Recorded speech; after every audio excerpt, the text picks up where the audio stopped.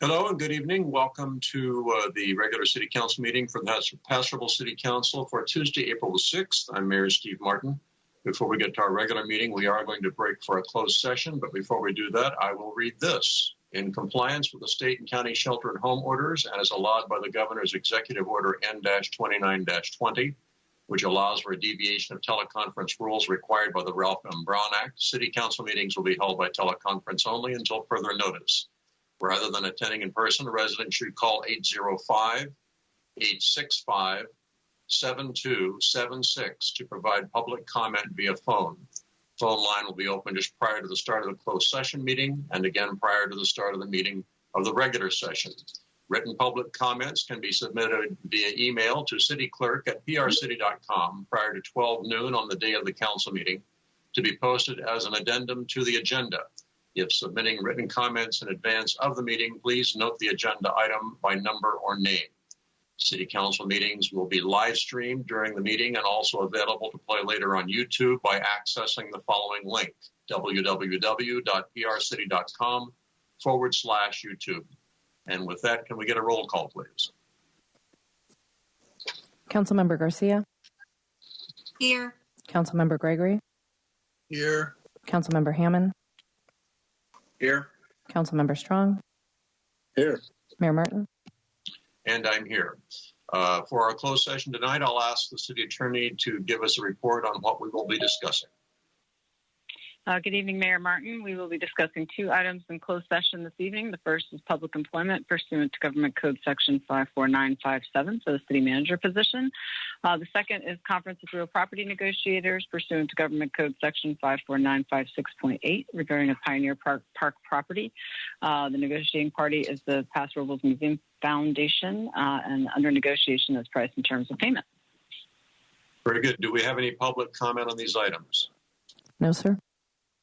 Very good. In that case, the Paso Robles City Council will recess to closed session, and we will close the outside link so we can have our closed session meeting.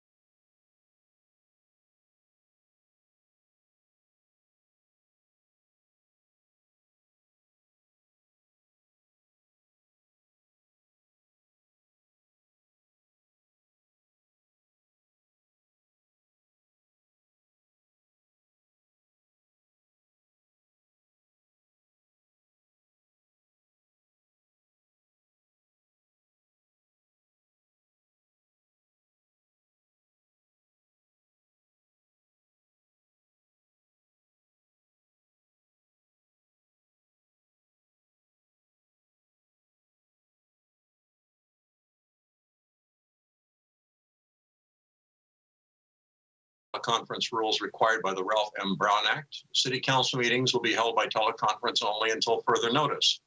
Rather than attending in person, residents should call 805-865-7276 to provide public comment via phone. The phone line will be open just prior to the start of the closed session meetings and again prior to the start of the open session. Written public comments can be submitted via email to cityclerk@prcity.com prior to 12 noon on the day of the council meeting to be posted as an addendum to the agenda. If submitting written comments in advance of the meeting, please note the agenda item by number or name. City council meetings will be live streamed during the meeting and also available to play later on YouTube by accessing the following link, www.prcity.com/YouTube. And with that, I will call our meeting to order and invite everyone to mute their microphones with the exception of Councilman Hammond, who I'd like to have lead the Pledge of Allegiance tonight. Thank you, Mr. Mayor. Join with me, please. I pledge allegiance to the flag of the United States of America and to the republic for which it stands, one nation, under God, indivisible, with liberty and justice for all. Thank you. For invocation, we're scheduled to have Pastor Pat Sheehan. He is not with us yet, so we are going to move on with our roll call, please. Councilmember Garcia, Here. Councilmember Gregory, Here. Councilmember Hammond, Here. Councilmember Strong, Here. Mayor Martin. And I am present. May we please have staff introductions. Warren Frace, Community Development Director. With me tonight's Darren Nash, our City Planner. Dave Athey, our City Engineers on the line.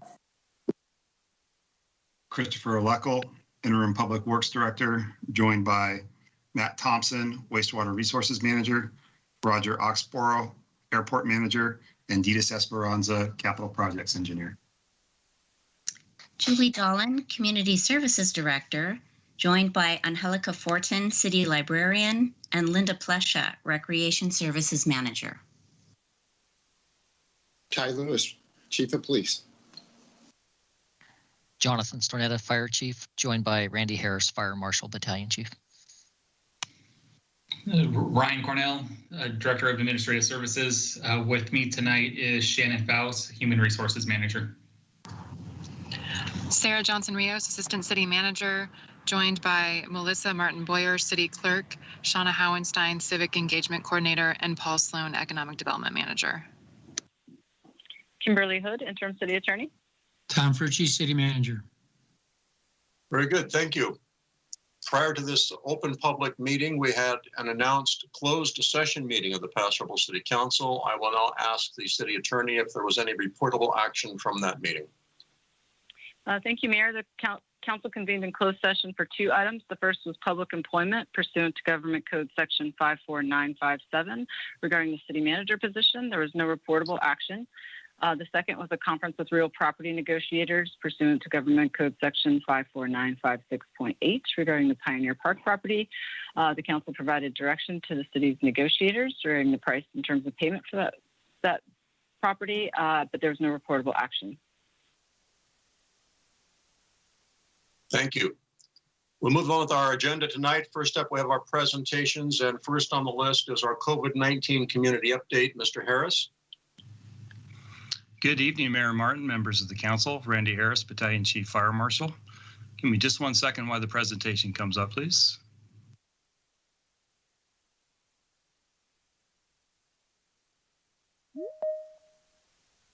Hang on 1 second, Randy. No worries.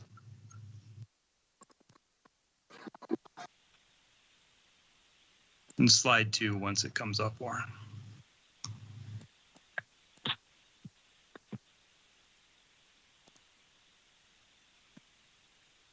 There you go. Wonderful. Statewide ICU availability over the past 4 weeks has increased to 30.3%. The state now has over 3.5 million positive cases and 55,372 fatalities, which is an increase of 2,875 since your last report on March 2nd. Neighboring counties of Monterey, Santa Barbara, and Ventura has also seen a decrease in virus spread and moved into the red tier. All Southern California counties are also now in the red tier. Great news that earlier today it was announced from Sacramento that on June 15th, California will fully open its economy if 2 criteria are met. Vaccine supply is sufficient for Californians 16 and older who wish to be inoculated, and if hospitalization rates are stable and low. That means the road to recovery will dissolve and things will go back to somewhat normal as we know it with some modifications. Next slide, please.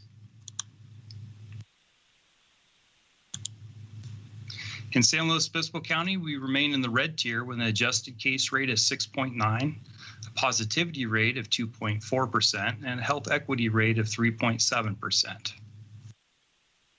Next slide, please.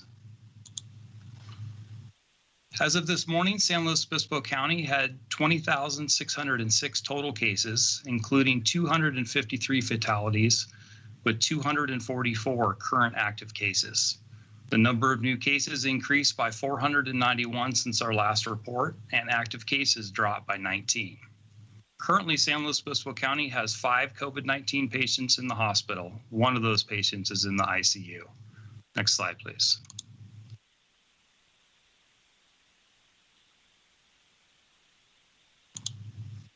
According to the state vaccine website, 142,571 vaccines have been administered in San Luis Obispo County to date. 63,000 by CPH and 79,000 from other sources like hospitals, clinics, pharmacies, and employers. Next slide, please. San Luis County community members who are currently eligible for the COVID vaccine can sign up for the vaccine registry to get a first dose appointment at one of the San Luis Obispo County 3 vaccine clinics. Eligible residents only need to sign up once and will be contacted when an appointment is available. Appointments are available through the recoverslow.org website or by calling 805-543-2444. Next slide, please. San Luis Obispo County is continuing its Farm Worker Friday events. The Vaccine Task Force now discussing continuing these types of events for other sectors such as hospitality, industry, and seniors. These events will continue for the foreseeable future. Next slide, please.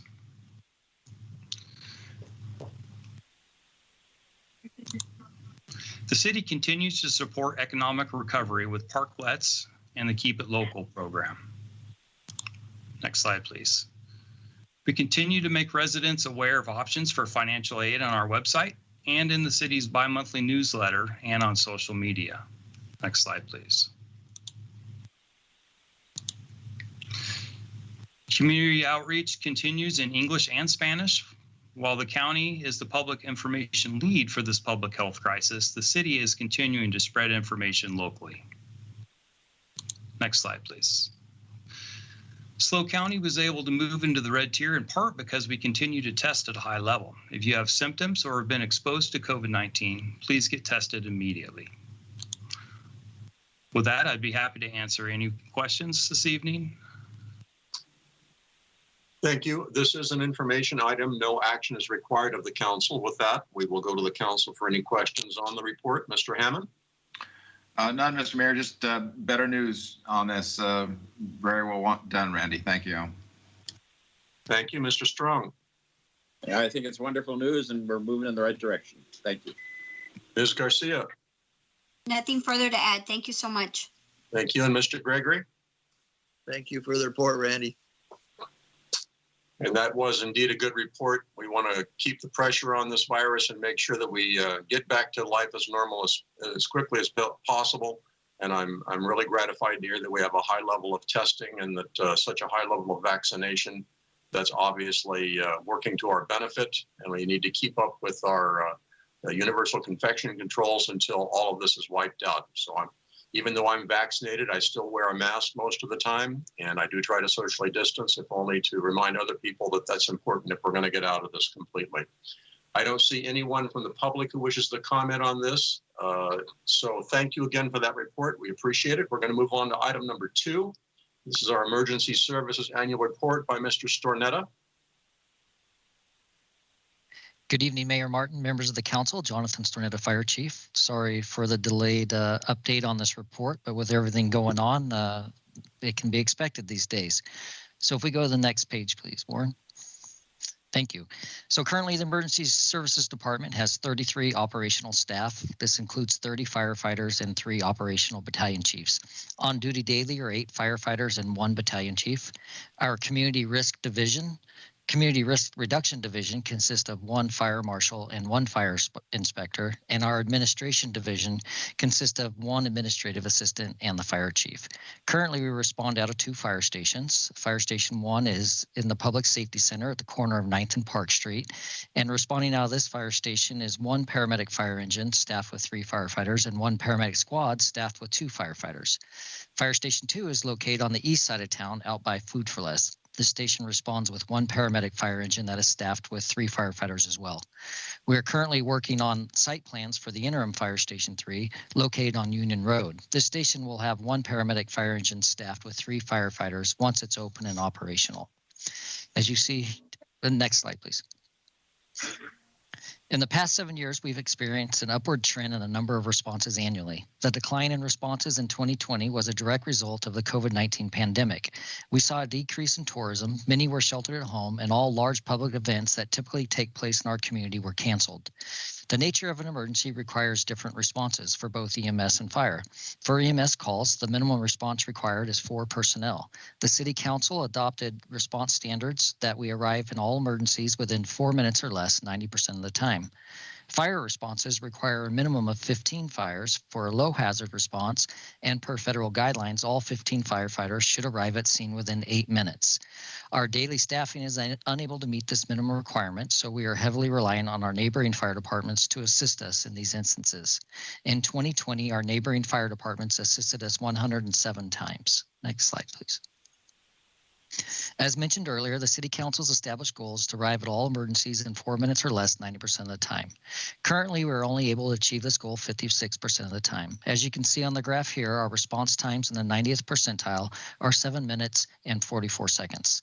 The 3 largest contributors to our inability to meet response times are 1, geographical travel distances due to the size of our city being 19.9 square miles. Also, the current number of fire stations we have, and simultaneous calls. Simultaneous calls delay our responses since all units are already committed to a call, and the 911 caller must wait until that call is complete for our resources to become available, or we request assistance from our neighboring fire departments. Prior to implementation of a third response resource that was approved by City Council in 2018, we experienced over 700 simultaneous calls annually. Since implementation of the third response resource, we have reduced this number to 179 times last year. Over the past 3 years, City Council has taken a number of steps to minimize all these contributing factors. Next slide, please. Since City Council approved the implementation of the third response resource in 2018, we have seen a significant decrease in the number of times we have no response resources available for additional emergency calls. In 2017, this occurred 719 times, and in 2020, with the third response resource implemented, as you can see from the graph here, we reduced that to 179 times. Next slide, please. In regards to our EMS responses, one of the key EMS benchmarks for municipal and career fire departments is the National Fire Protection Association's NFPA 1710. NFPA 1710 standard establishes a 4 minutes or less response time for the arrival of first responders. This objective should be met 90% of the time, which is also concurrent in same concurrence with our city established goal. Cardiac arrest is the most significant life-threatening medical event in emergency medicine today and one of the most relevant standards affecting response times. A victim of cardiac arrest has mere minutes in which to receive life-saving care if there's to be any hope for resuscitation. Cardiac arrest survival rates fall by 7 to 10% for every passing minute between collapse and defibrillation. Consequently, the American Heart Association recommends cardiac defibrillation within 5 minutes of cardiac arrest. The sequence of events that lead to emergency cardiac care is graphically illustrated in the figure above. And additionally, this chart does illustrate cardiac arrest survival rates based upon our response times. Next slide, please. In 2020, the department responded to 81 structure fires. Property loss as a result of these structure fires totaled over $2.1 million. Similar to NFPA's EMS benchmarks, the NFPA has established standards for fire responses. On all fire calls, NFPA 1710 establishes that the first engine arrives at scene within 4 minutes or less. Again, this objective should be met 90% of the time. The standard also establishes that additional resources needed for fire suppression and low to medium hazard structure fires shall be at scene within 8 minutes. We achieved this 52% of the time in 2020. For high hazard structure fires, the NFPA standard establishes that all adequate resources should arrive at scene within 10 minutes. NFPA also establishes the number of firefighters needed to control a fire. So for instance, on low hazard structure fires, which is our residential structure fires, they require 15 firefighters. For medium hazard structure fires, such as apartment complexes, 28 firefighters, and high hazard structure fires, which are large commercial structures, 43 firefighters. Currently, we have 8 firefighters and 1 battalion chief on duty daily. So again, we are heavily relying on our neighboring fire departments to assist us in meeting the NFPA response standards for structure fires. In 2020, the average response time to receive sufficient resources for structure fires from our neighboring fire departments was 11 minutes and 9 seconds, 3 minutes and 9 seconds greater than the established standard. Next slide, please. The Community Risk Reduction Division serves the public by providing fire and life safety inspections, public safety education, community emergency response team or CERT training, new construction building plan review, fire inspections, and fire investigation services. These functions help prevent fires, enhance public safety in all buildings, and improve emergency responders' ability to manage an incident. By doing this, we help achieve a safe, vibrant, and economically sustainable community. Next slide, please. This slide identifies the benefits of adding the interim Fire Station 3 in the underserved northeast zone of the community. The picture on the left illustrates the current 1 to 4 minute response zones for Fire Station 1 and Fire Station 2. The legend on the far right illustrates the time in minutes to respond to the areas on the map. As you can see from the photo on the left, we have a large gap in response coverage in the northeast zone of the city. City Council recently approved the 3rd interim fire station on Union Road, which will assist in alleviating this gap in coverage. The picture on the right illustrates a significant improvement in the 1 to 4 minute response zone once Fire Station 3 is up and operational. The addition of Fire Station 3 will also assist in addressing some of the deficiencies noted in our recent ISO assessment. Next slide, please. This slide is a heat map that represents call density locations throughout the city. Due to the number of annual calls that our department responds to each year, we continue to have the 2 busiest fire stations in San Luis Obispo County. As represented on the map, our busiest areas are the downtown corridor, the north end, Niblett corridor, and southeast portions of the city. Next slide, please. This slide illustrates how we compare to the recommended staffing levels established by the International City Management Association and the National Fire Protection Agency. These numbers are based on the population of our city at 32,000. As you can see from the yellow line, the recommendation from the NFPA is 58 firefighters. The green line indicates recommended staffing levels from the ICMA, which is 49 firefighters, and the red line at the bottom shows our current staffing level of 30 firefighters. 9 additional firefighters were hired on a federal grant in the last 3 years to assist with implementing the 3rd response resource, staffing the 3rd fire station, and allowing us to have 30 firefighters today. By City Council accepting these firefighter grants, we saved the community over $2.8 million. Next slide, please. Based on historical data, we anticipate continual growth of annual responses at 3.8% each year for the next 10 years. This projection does not include any future development or population increases. Development and population growth will significantly impact emergency services. The column on the far right, outlined in yellow, accounts for the impacts of the projects currently in the city's project pipeline. Based on an annual response increase of 3.8% and the completion of those projects currently in the city's project pipeline, we expect to see an increase in annual responses of 81%. This slide also illustrates the number of firefighters needed to keep pace with those increases in service demands. And these increase in firefighters is also shown in my 10-year staffing analysis that most of the City Council has seen already. Next slide, please. In 2020, the Emergency Services Department secured over $1.5 million in grants. With the support of City Council, acceptance of these grants contributed to making this a safer place for our community members and visitors. These grants allowed us to add 3 firefighters that were 100% funded for 3 years, allowed us to reduce the hazardous fuels associated with wildland fires on the west side and the riverbed corridor, and allowed us to purchase a fire prevention trailer to be utilized for public education throughout San Luis Obispo County. Our department is extremely grateful for the steps that the City Council has taken to help make our community more safe. Next slide, please. And that concludes my presentation. I'm happy to answer any questions. Thank you very much. Once again, this is an information presentation, no action required. Well, let's go to the council for questions and comments. Mr. Hammond. And thank you, Mr. Mayor. Jonathan, even with, we get a third station on board with 3 firefighters on duty, that's a total of 9, which we would never make 15 to a structure fire.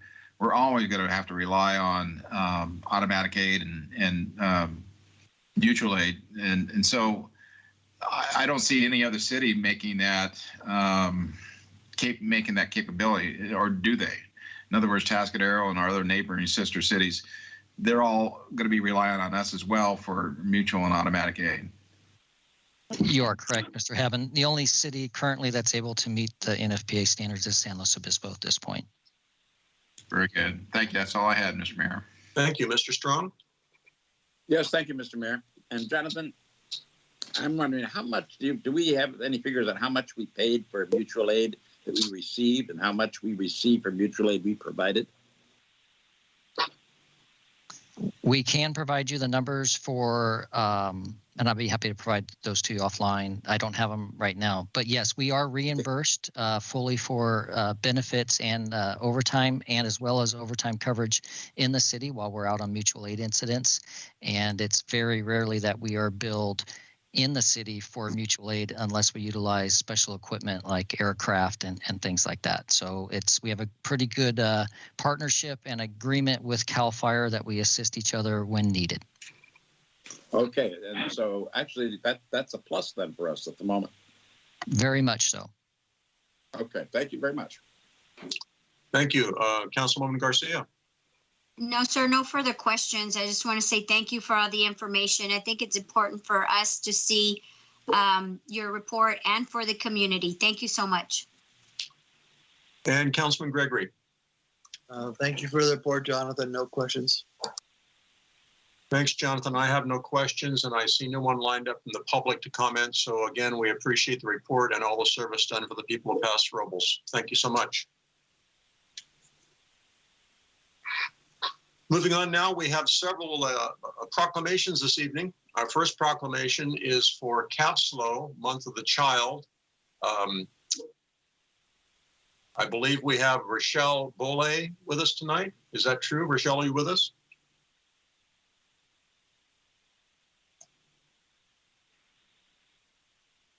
Well, perhaps you'll sign on in a second. We do have a proclamation, which I'll be happy to read now. April 2021, Month of the Child, Child Abuse Prevention Month. Whereas the Paso Robles City Council recognizes that every moment in a child's life is an opportunity for that child to learn, that the quality of these experiences may determine whether a child succeeds in school and in life, and that all children need caring and loving adults in their lives. And whereas April, Month of the Child and Child Abuse Prevention Month, marks a time to recognize that our community's children are precious assets, that the quality of their early years is our collective responsibility, and that we commit ourselves to ensuring that each and every child has access to a high-quality early environment at home, at childcare, at school, and in the community that will promote their optimal growth and development. And whereas, in solidarity of the We Are the Care initiative, we as a community of partners and leaders envision a San Luis Obispo County where all families can find and afford quality care for their children, and where child care professionals are valued for their critical role in building a solid foundation for children and families to thrive in the world. And whereas a variety of virtual and safe outdoor activities hosted at www.sanluischildcare.org honoring Month of the Child will provide an opportunity to acknowledge the dedication of individuals and organizations improving and enriching the lives of children and youth in our county. and raise the awareness of the community, employers, and elected officials of the need to improve the quality, availability, affordability, and accessibility of programs supporting children.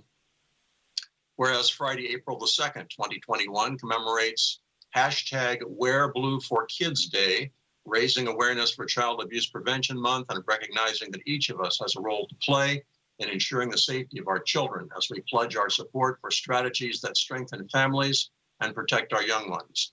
And whereas in this caring and connected county, we will, including and beyond the month of the child, continue to dedicate our efforts and our resources to investing in our community's future by investing in and supporting some of the most vulnerable among us, our community's children and youth. Now, therefore, be it resolved that I, Stephen W. Martin, by virtue of the authority vested in me as mayor of the city of Paso Robles and speaking on behalf of all of our citizens and our city council, do hereby proclaim April 2021 as the month of the child and as Child Abuse Prevention Month. Is Ms. Bowley with us now? Hi, yes, I'm here. Can you hear me now? We can. Good evening. I hope you heard that proclamation, and we would welcome your comments. I did, and thank you so much. I will start off by just saying real quick, I am Rochelle Boulay. I am the coordinator for our county's local child care planning council. I just want to say thank you for this opportunity. Thank you for proclaiming April as Month of the Child and Child Abuse Prevention Month so that we have the opportunity to celebrate our community's 54,000 children and their families as they live, grow, and play every single day here in our county. And we hope that you'll join us in some of our online virtual events that we have. Normally, we host the Children's Day in the Plaza in downtown SLO and then a whole bunch of other events. But this year, in an effort to keep our children and families and communities safe, we're shifting to a month-long celebration where it'll be showcased online, as well as we'll have many different drive-through events where families can go and get some practical resources and materials as well as participate in online music events and scavenger hunts, and just a way to be able to celebrate all the great community resources that we have. We also invite you to help us celebrate and advocate for our littlest learners. April is only one of 12 months, and we have a lot of other initiatives that are going on. Right now, we're focused a lot on an initiative called We Are the Care that looks at new ways of engaging our local government, the child care workforce, and building bridges with the business community. And so we know now more than ever that children and families need our support and our attention, and we know that sustaining child care is the backbone of our economic vitality. So we just want to encourage you and thank you for all the work that you have done, but encourage you to also keep children in your hearts and minds as you commit and think about what we can do in building our future and the collective responsibility we have to demonstrate daily to our youth and our children that they're our highest priority.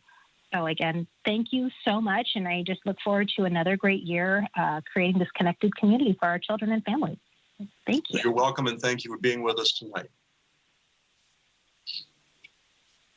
We move on now to item number 4 on our agenda, National Telecommunicators Week proclamation. I understand our police chief will be here to make comments when we're finished with the presentation. National Public Safety Telecommunicators Week, April the 11th through the 17th. Whereas the professional public safety dispatcher plays a vital role in the protection of human life and property and the preservation of law and order guaranteed by our Constitution. And whereas the incidents of crime, alcohol and drug abuse, suicides, medical and fire emergencies, broken homes, and child and elderly abuse are a daily occurrence. And whereas the safety of our police officers, firefighters, and the public is dependent upon the quality and accuracy of information obtained from citizens who telephone the Paso Robles Police Department Communications Center, whereas the professional public safety dispatcher is the vital link between the citizen or victim and the public safety provider who may apprehend a criminal, save their worldly possessions from fire or theft, or save their life or the life of a loved one. And whereas the city of Paso Robles is fortunate to have a wonderful group of dedicated and trained professional public safety dispatchers, and whereas these professionals need and deserve the informed support of our community to continually maintain and improve the quality of public safety dispatching services. And whereas the United States Congress has set aside the second full week in April to recognize telecommunicators and their crucial role in the protection of life and property. Now, therefore, be it resolved that I, as mayor of the city of Paso Robles, do hereby proclaim the week of April the 11th through the 17th, 2021, as National Public Safety Telecommunicators Week in the city of Paso Robles, and wish to commend the dedication and contribution of our professional public safety dispatchers to the overall delivery of public safety services. Chief Lewis, are you with us? I am here. Thank you, Mr. Mayor. First off, it's an honor to be able to say a few words about our wonderful dispatchers that we have here in Paso Robles. This is the second year where we haven't been able to honor them the way we typically do because of the COVID-19 crisis. Nonetheless, it's an opportunity for us and for me to be able to tell the community, as you eloquently did with the proclamation you just read, what these dispatchers mean to our community, what they mean to our police officers. It can't be understated. They are true first responders, as was illustrated this past year. Right after a month and a half after last year's proclamation was read, we had the active shooter event in our community, and that really underscored and highlighted the working relationship that our dispatchers have with our community, with our police officers, and how important they are to the safety of our community. And I can't underscore that enough. It's a very tough job. They oftentimes hear the distress, they hear the calls for help, but they often don't get the closure that a lot of our police officers do. They worry nonstop. They work long hours. They work through birthdays. They work through holidays, and they work under extremely stressful conditions. So it's my pleasure and my honor to be able to tell the community that I think that we have the finest public safety dispatchers in the county working for us.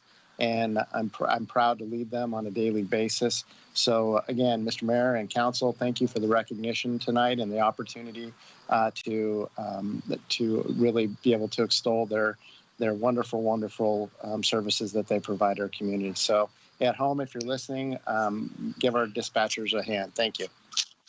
Thank you for your comments, and thank you to all the dispatchers for everything they do to utilize the communications network that holds these emergency services together when they're responding to citizen needs. We do appreciate that. Next up, we have a proclamation for National Library Week, and I believe our city librarian, Angelica Fortin, is with us tonight to speak afterwards, so let me get to this. National Library Week, April 2021, whereas the Paso Robles City Council recognizes that a global pandemic has forced libraries across the country to severely modify their services, whereas the Paso Robles City Library has risen to the occasion with innovative ways to serve the community during this time of crisis, such as creating a virtual story time and craft kits, enabling youngsters and their family to enjoy a popular library program while they shelter at home. Whereas library staff began offering safe in-person services as soon as guidelines permitted, making them one of the first libraries in the state to offer in-person service during this time. Whereas the Paso Robles City Library has initiated a vigorous outreach campaign to inform community members of and assist them in accessing the virtual services, digital content, internet access, and reading material they need now more than ever. And whereas the Paso Robles City Library has continued to adapt and engage community partners to develop a plan of service that will increase virtual and physical accessibility to the library as pandemic restrictions allow for increased services. And whereas since the founding of the Carnegie Library in the city of El Paso Robles in 1908, city leaders have recognized that libraries are a convening place that build community for all members of the community, regardless of race, ethnicity, creed, ability, sexual orientation, gender identity, or socioeconomic status, by offering services and educational resources that transform lives and strengthen communities. And whereas the Paso Robles City Library has continued to serve as a cornerstone of democracy in the heart of the city's downtown throughout the pandemic, and will do so into the future. Now, therefore, be it resolved that I, Stephen W. Martin, by virtue of the authority vested in me as mayor and speaking on behalf of the entire city council, do hereby proclaim the week of April 4th through the 10th, 2021, as National Library Week.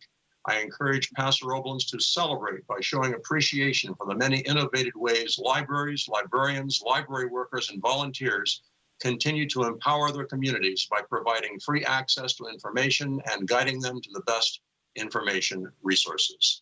And with that, I'm happy to turn it over to Angelica Fortin. Thank you, Mayor Martin and City Council. Today happens to be National Library Workers' Day, and I enthusiastically accept this honor on behalf of our fabulous library staff and our volunteers. We are all proud to serve and look forward to continue serving through the pandemic and beyond. The library continues to be open for grab-and-go service, and I invite our community to come in to check out, browse our collections, access the internet and computers, and to enjoy our newly available outdoor patio seating. Thank you so much for this honor. Thank you, and thank you for all you do and all your staff does and all of our volunteers and workers. It truly is a city library that helps build community. We do appreciate that. Next up, we have a special proclamation for our city manager, our outgoing city manager, Mr. Thomas Frucci. And I can only assume that Mr. Frucci is on hand to comment after this as he sits through all of our meetings, guiding us and helping us with his wisdom. So let's get right to this. Proclamation for Thomas Frucci, serving the city of Paso Robles from 2016 to 2021.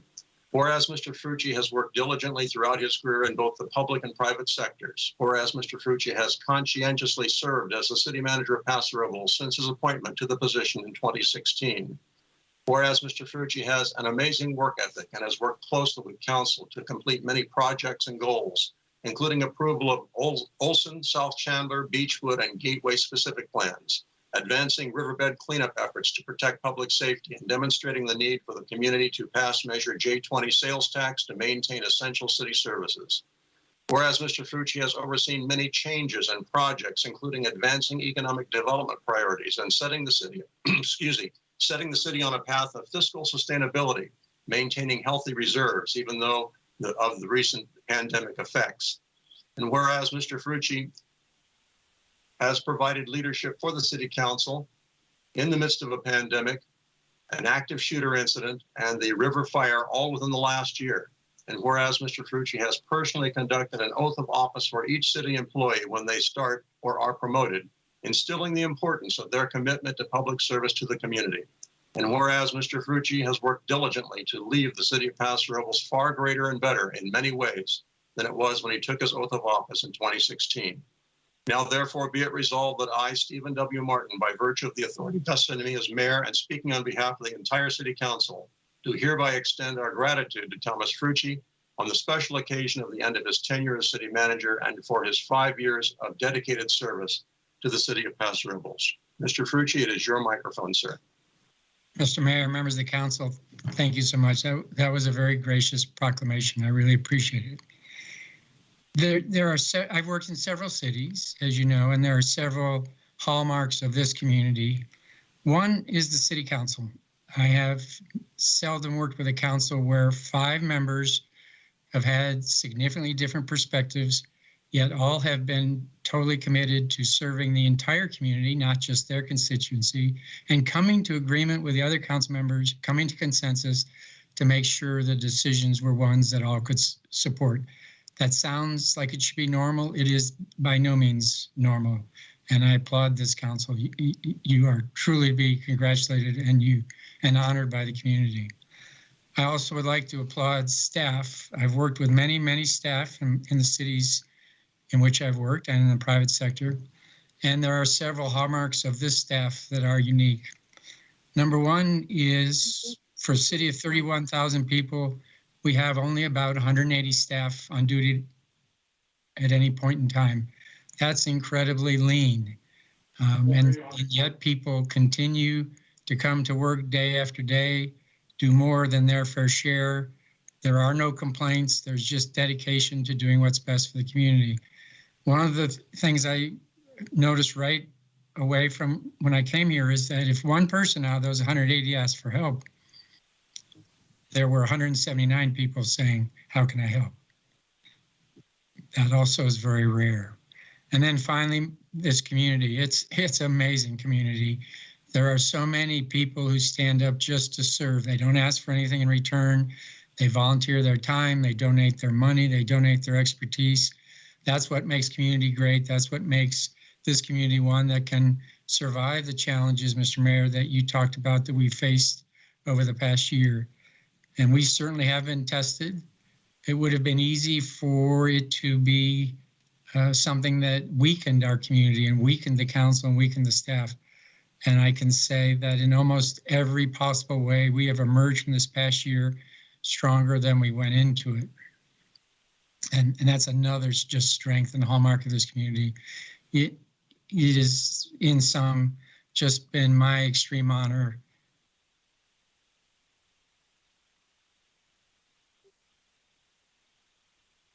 to be able to work with you and serve you. Thank you. Thank you, Mr. Frucci, and we certainly do appreciate the service that you've rendered to our community, to our constituents, and to our council, as well as our staff. It is deeply appreciated. And we will have the opportunity to speak more of this, but I would like to take this opportunity to go around the council and ask for the thoughts of our individual council members. Mr. Hammond. Thank you, Mr. Mayor. Tom, it comes time to say thank you for the last 5 years. I recall when we came together that you committed for 5 years. You gave us 5 years of great service, great work. Your leadership in running our city was exceptional. And along with all the personal work ethic that you exhibited, I mean, tireless hours that you put in long after the regular 5 o'clock kind of a time frame. Again, I had you at Rotary last week. You mentioned that in your retirement, you would prefer and hope to work and devote your future efforts to restoring democracy and what's happened in the last few years. I think that is exceptional as well. It's a great goal. I hope that I can actually help you with that. But again, been an honor working with you. Wish you all the best. Thank you. Mr. Strong. Yes, Mr. Frucci, it has been an absolute pleasure working with you. And the work ethic that you demonstrated and the example that you set for everyone in the city was outstanding. It was something that was very difficult for anyone else to live up to. It was excellent. The knowledge you brought, especially regarding economic development and how to take advantage of the resources we had and to find and establish new resources that we could use in order to further and wish you nothing but the best for the future. Thank you. Thank you. Councilwoman Garcia. Yes, sir. Thank you, Mayor. Mr. Frucci, thank you so much.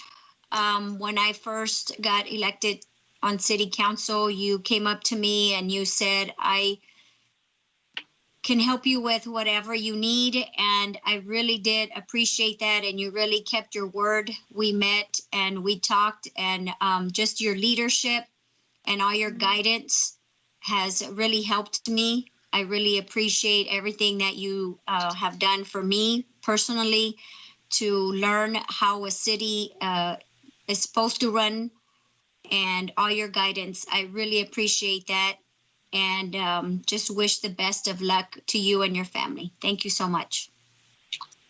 Thank you, Mr. Gregory. Yeah, Tom, I'd like to say thank you for everything you've done. I know you're going to get kind of lonely after not getting phone calls every day from me, but I'd really like to recognize your incredible work ethic. No stones unturned. Every time we had an issue or a problem, you were there to encourage and get staff to jump on board and help us with all the issues that face us on a daily, weekly, and monthly basis at the city. It's just been a pleasure to see your skill level in keeping our finances straight, keeping us in the black, being preventative for future problems, and looking forward into the future to achieve the very goals that we've all set forth for you and the community. And it's been a pleasure, and I stand tall with you and share. I'm very proud of knowing you and everything you've done for our city. Thank you. And Tom, I want to add that 5 years ago, when we were transitioning into your time period of the city of Paso Robles, and the agency that was doing recruiting for us at that time asked me, well, what do you want in a city manager? And I said, I want somebody who will not say it's impossible. We can't do that. And I have to say, in the 5 years that I've known you, I've never heard you say to me, it's impossible. Now, sometimes you said, are you sure you want to do that? And we've had a nice chat about that. But you have always been a can-do person who has been able to marshal the resources necessary to achieve the goals that the council set forth. And sometimes we gave you some pretty hard, difficult jobs, and you never shirked. You faced them all head on, and you walked right into the lion's den every time. And that takes a lot of courage, and it takes a lot of integrity.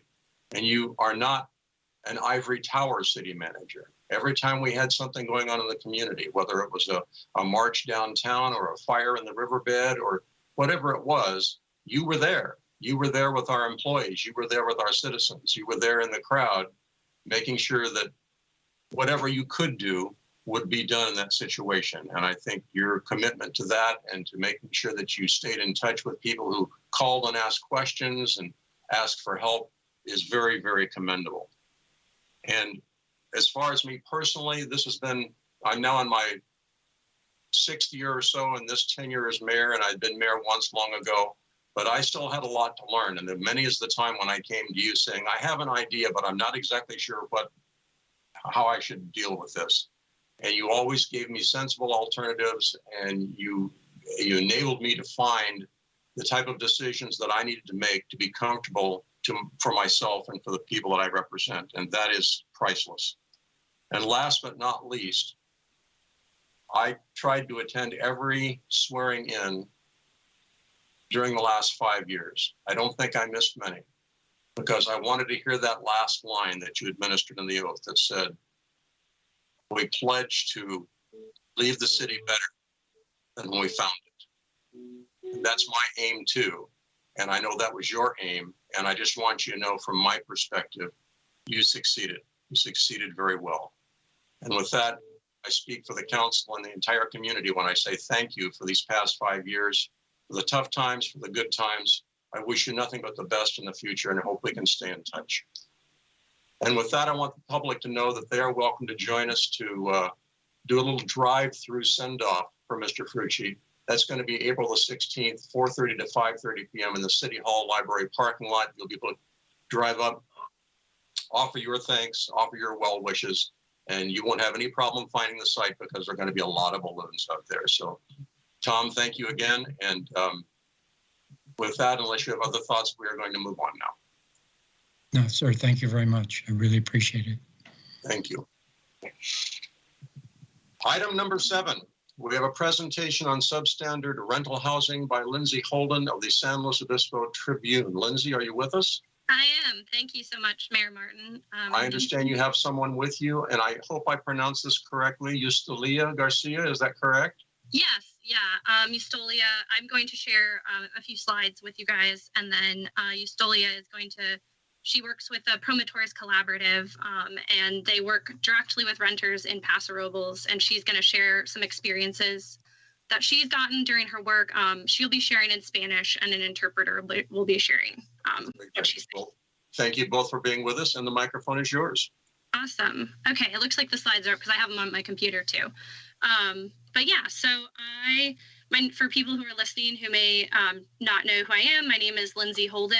I'm a reporter for the San Luis Obispo Tribune, and I spent the last year doing a project on substandard rental housing throughout San Luis Obispo County and how that impacts low-wage workers throughout the county, and it's called Substandard of Living, as you can see on the screen.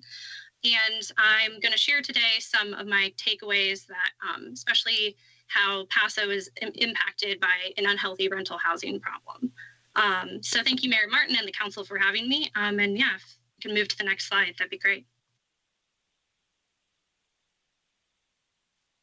Sorry, do I need to click something? Oh, there we go, perfect. Okay. So I wanted to start out, these are some screenshots from the city's most recent housing element update. And on the left, the city says maintaining and improving housing quality is an important goal. And on the other side, the city also says there are no substandard housing units in Paso, which staff seems to define as open code cases involving units that have been red tagged or deemed so dangerous they're uninhabitable. However, my reporting shows that this statement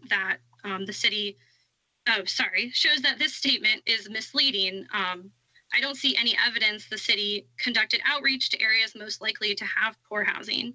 And the definition of substandard housing relies on residents to have complained and to have experienced conditions so bad they can no longer live in their housing. There doesn't seem to be any room for conditions that are poor but not red tag level. My own investigation into poor housing throughout the county, including in Paso, proves this statement that the city has no substandard units to be incorrect. It also shows the city's code enforcement system is barely functional in terms of its ability to adequately protect renters who are frequently too scared to complain and face officials who don't address their concerns and place responsibility for fixing their poor housing conditions back onto them. This presentation will show what I learned in my reporting and what needs to change to address the city's goals of maintaining quality housing. Next slide, please.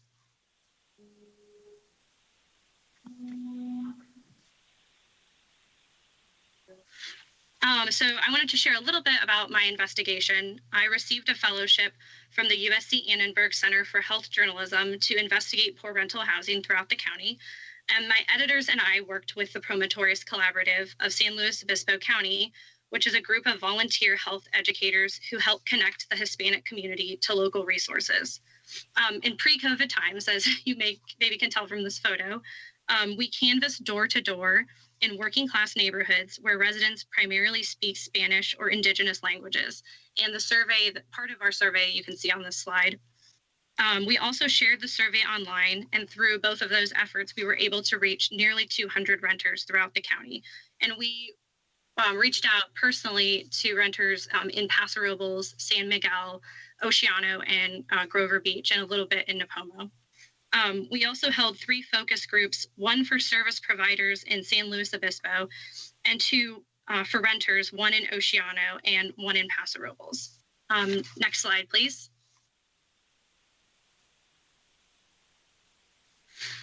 So during our surveying work, about 1/3 of the people we talked to are Paso Robles tenants, and some of the data that we collected during our surveying process is shown in this slide.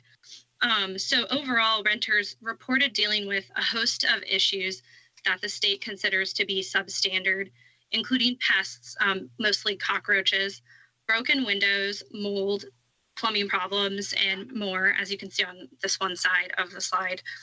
And about 1/3 of the people that we talked to said they had problems in their apartments their landlord hadn't fixed. And so we asked tenants how they deal with problems in their housing. And many of the people, they could respond in multiple ways. So some of their problems their landlord had fixed. Some of their problems were not fixed. Some of the problems they fixed themselves. Some continue to live with their problems. Obviously, we would want to see 100% of their problems being fixed. And some people also said they had to wait a long time to get things fixed.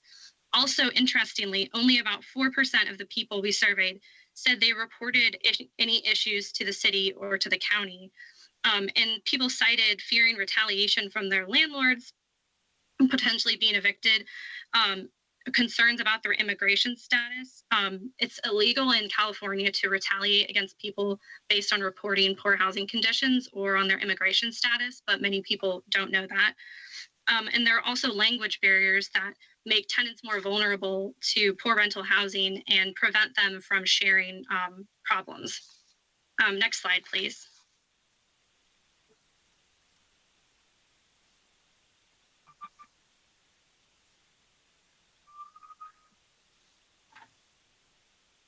Sorry, oh, there we go, perfect.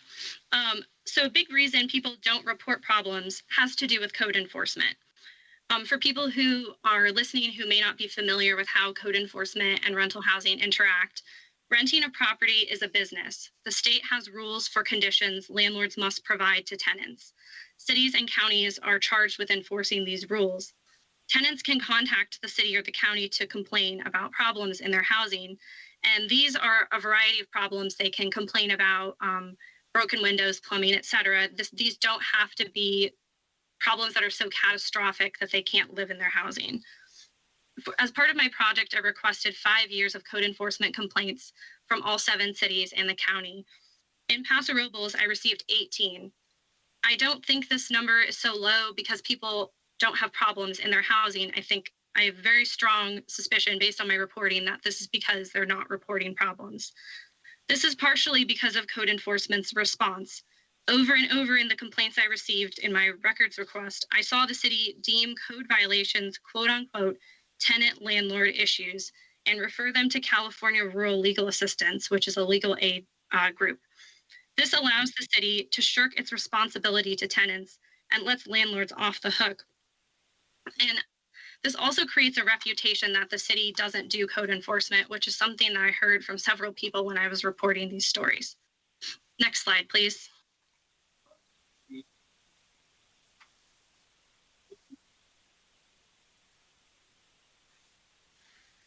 And then this whole, all of the things I've just talked about is how you end up with Grandview, which I think everyone here is probably familiar with.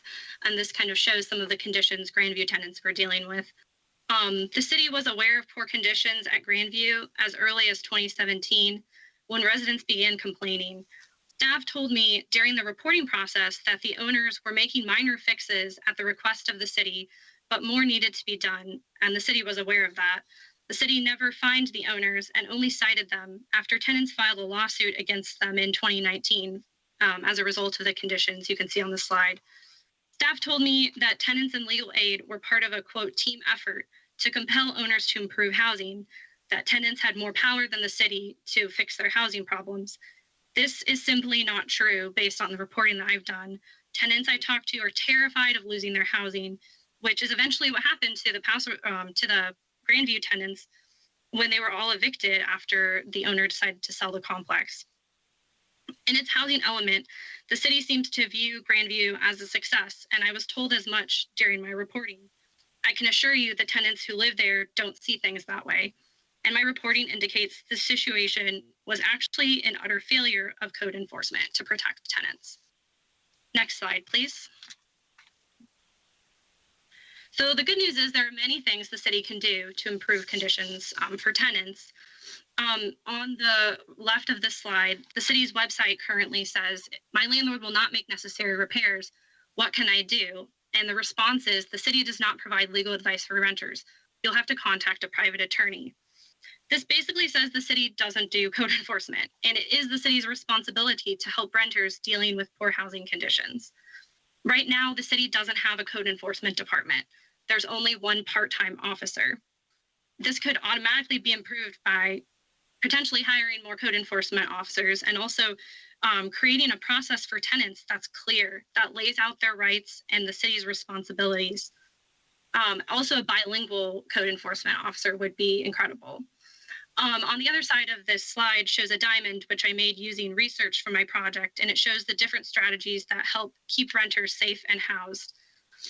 The state has done a good job tackling rent stabilization and eviction protections in a new law that went into effect last year. But cities can do a lot in terms of renters' rights education and habitability inspections and proactive code enforcement. I outlined some code enforcement steps previously, but Jimmy Paulding, an Arroyo Grande council member, is in the process of forming a task force to explore potentially using Federal American Recovery Act funds to create a regional renter education program that could help empower tenants. As you can see, there are so many solutions to help renters struggling with poor conditions in Paso Robles. And I'd love to answer questions. I just would love to give Eustolia a little bit of time to share some of the experiences that she's heard. So I know the interpreter is available. So Eustolia, if you could go ahead, that would be great. Eustolia, si me puede decir si puede empezar, adelante. Eso, estaría bien que usted nos dijera lo que tiene que decirnos. ¿Sí me escucha? Yes. Sí, me escucha, señora. Yo les quiero dar gracias a ellos. Bueno.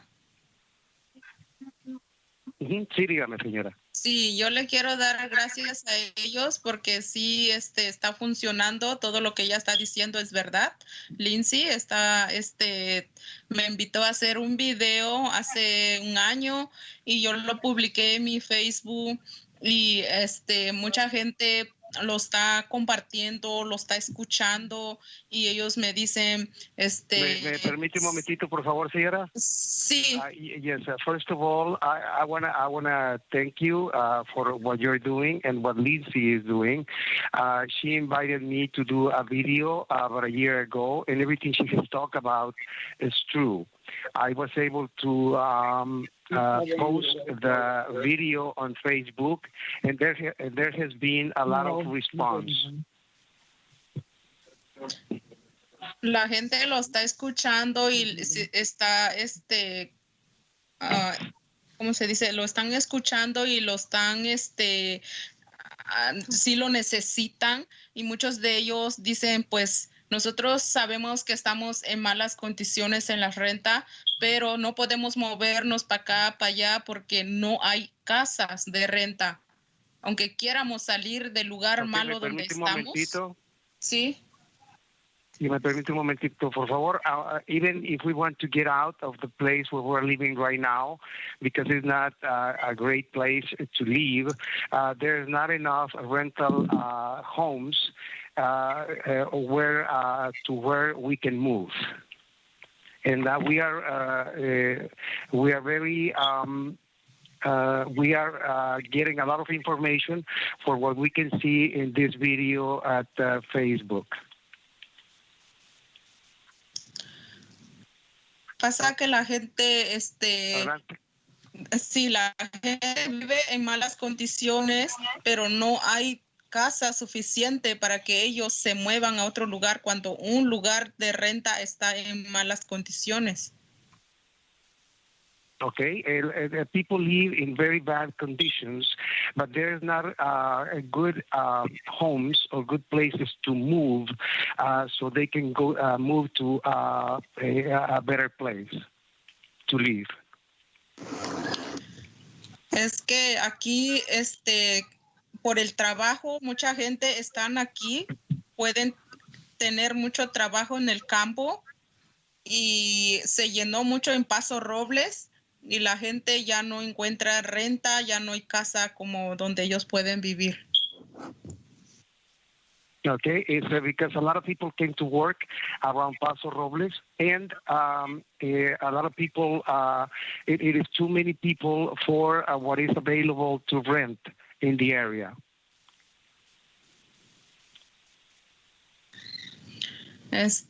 Yo mi sugerencia es que si pudieran hacer como más habitaciones como para trabajadores del campo. Son la gente que nos da de comer, nos ayudan a trabajar, y pues yo lo siento mucho, yo quiero muchos a ellos porque ellos de verdad vienen a trabajar y ayudar. I love these people because they come here to work. What I wish for is that you can create more places to live, more housing for these people that come to work so hard in the fields.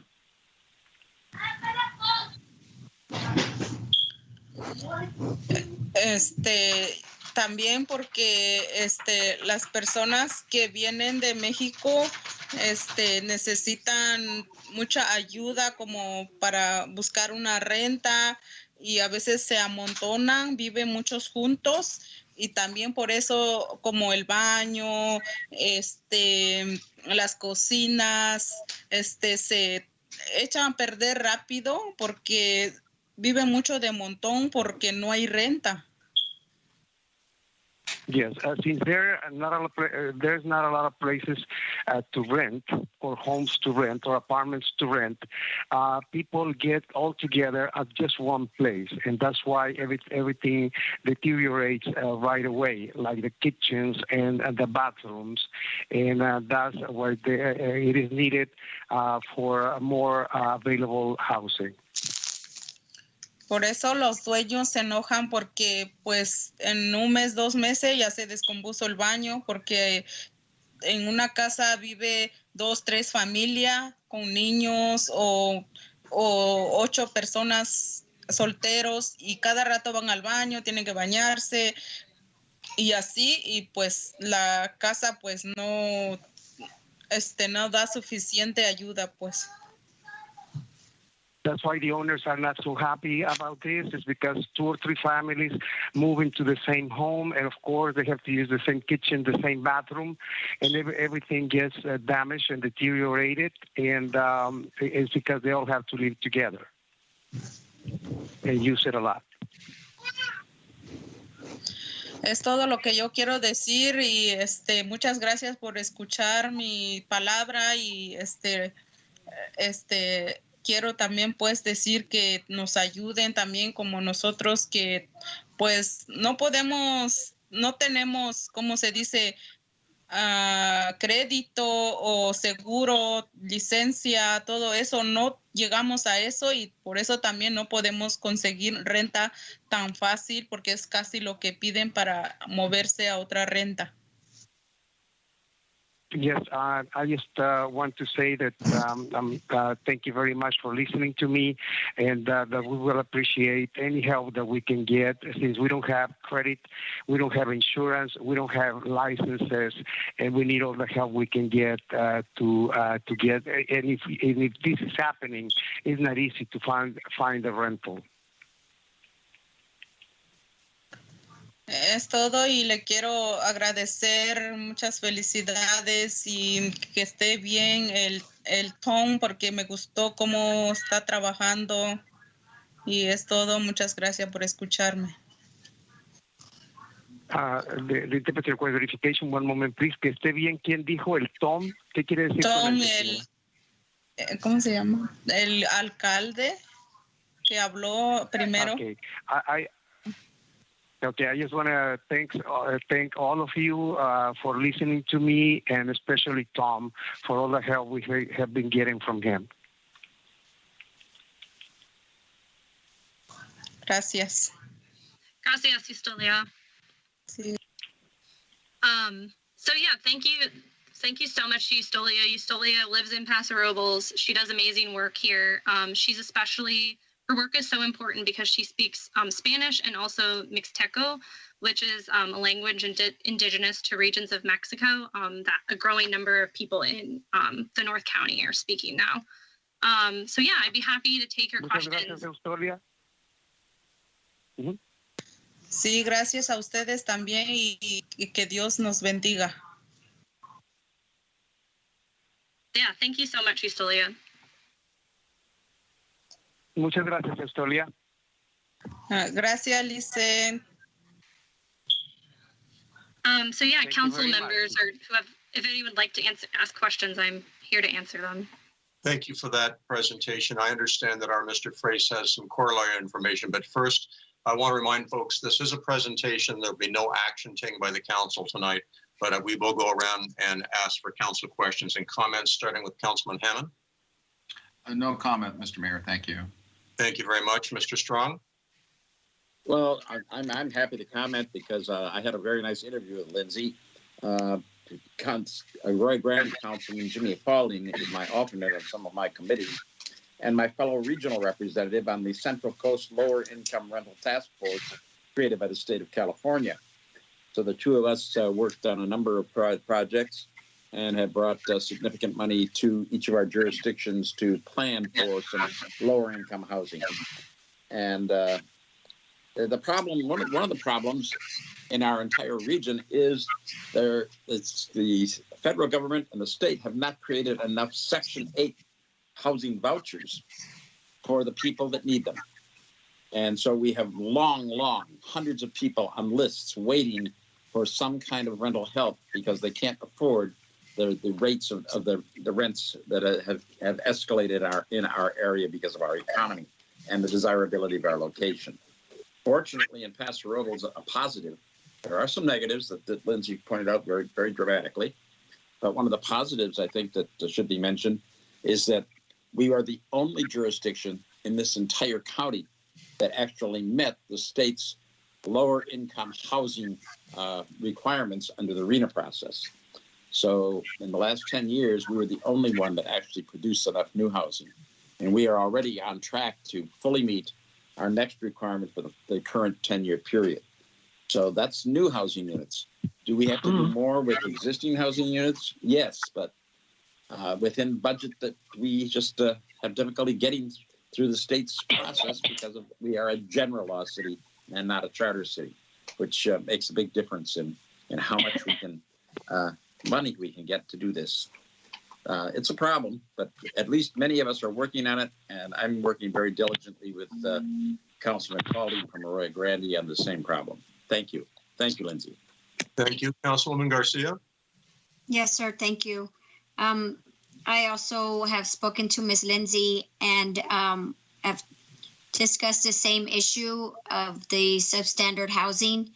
And I have also gone to families that are living in one resident. And I personally know that this is a problem in our community, but we are all aware that there is not enough housing here, and we're working on that, on getting more housing in our area.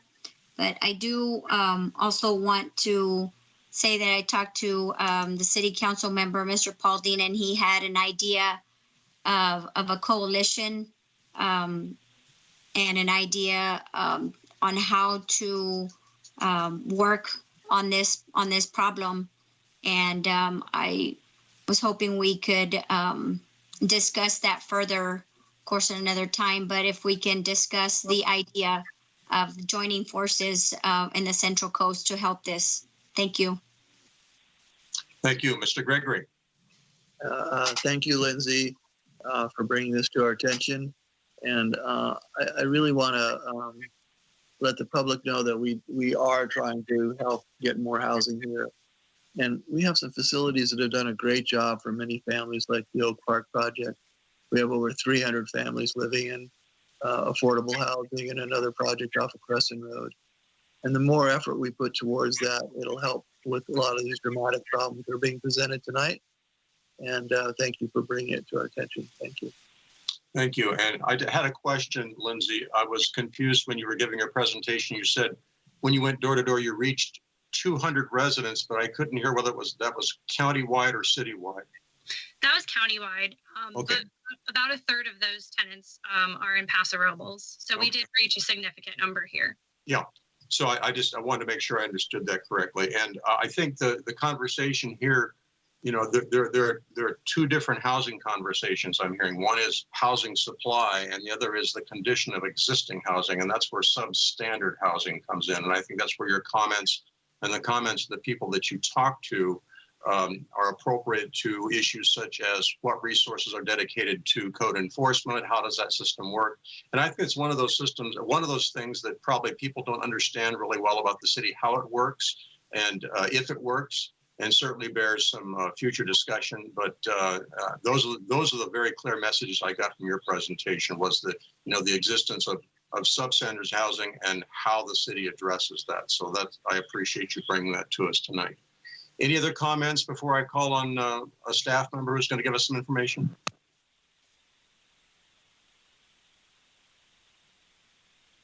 Lindsay? No, that's all. Thank you so much for having me and allowing me to do this presentation. I really appreciate it. Our pleasure. Thank you for being here.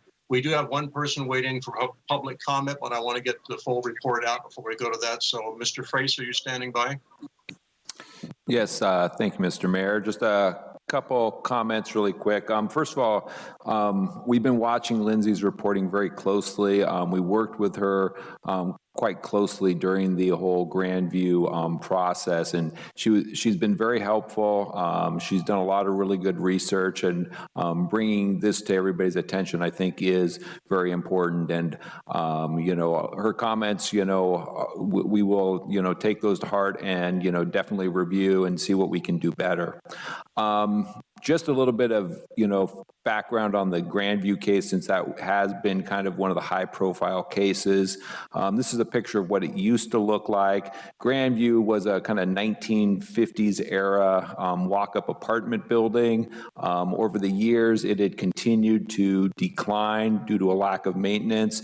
There were some very unique issues with the landlord that really created a very sad condition. But the building, the entire site, the interiors of the units really deteriorated into awful conditions. The city was aware of the condition. We were working on it, but I think what kind of this case at least, illustrated was that where a landlord really did not want to cooperate with the process, it just ends up being a very lengthy and kind of painful process. I think the good news is the Grandview was purchased by a new party. It has been restored. These are the photos today of what the Grandview looks like. So we basically have 54 market rate apartments that are going back into our housing supply. The new buyer has done an excellent job restoring it back to probably what it looked like originally back in the 1950s. They preserved the oak trees, improved the landscaping. All the units are totally rehabbed on the interior, new window coverings, new kitchens, new floor coverings, totally redone. So the site, is like night and day to what it used to be like. They've really done a great job. New lighting, new trash enclosures, new mailboxes, everything's been redone along with new parking for the site. So it is being leased right now. We're still finishing up some of the final improvements on the site, but people are beginning to move in, and this is coming back into our housing supply, which is really good news. And I think that's, kind of two parts of this. One is the condition of existing housing, and our building department tries to be as proactive as possible when responding to complaints. We typically respond to inspection requests within 24 hours. We'll take inspection requests by phone, email, or by our website where we have a special complaint form.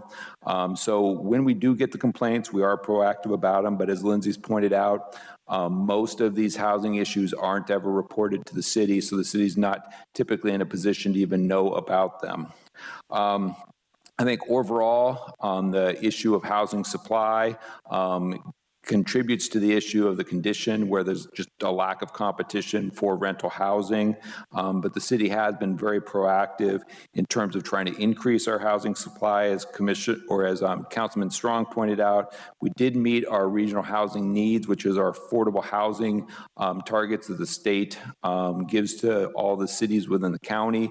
We were the only city to meet our targets in the last cycle.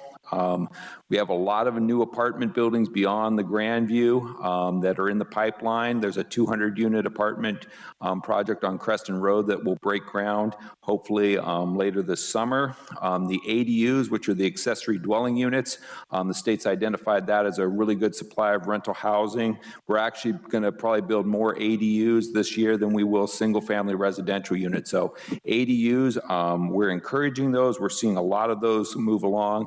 And then our partnership with the housing authority has been really important as well.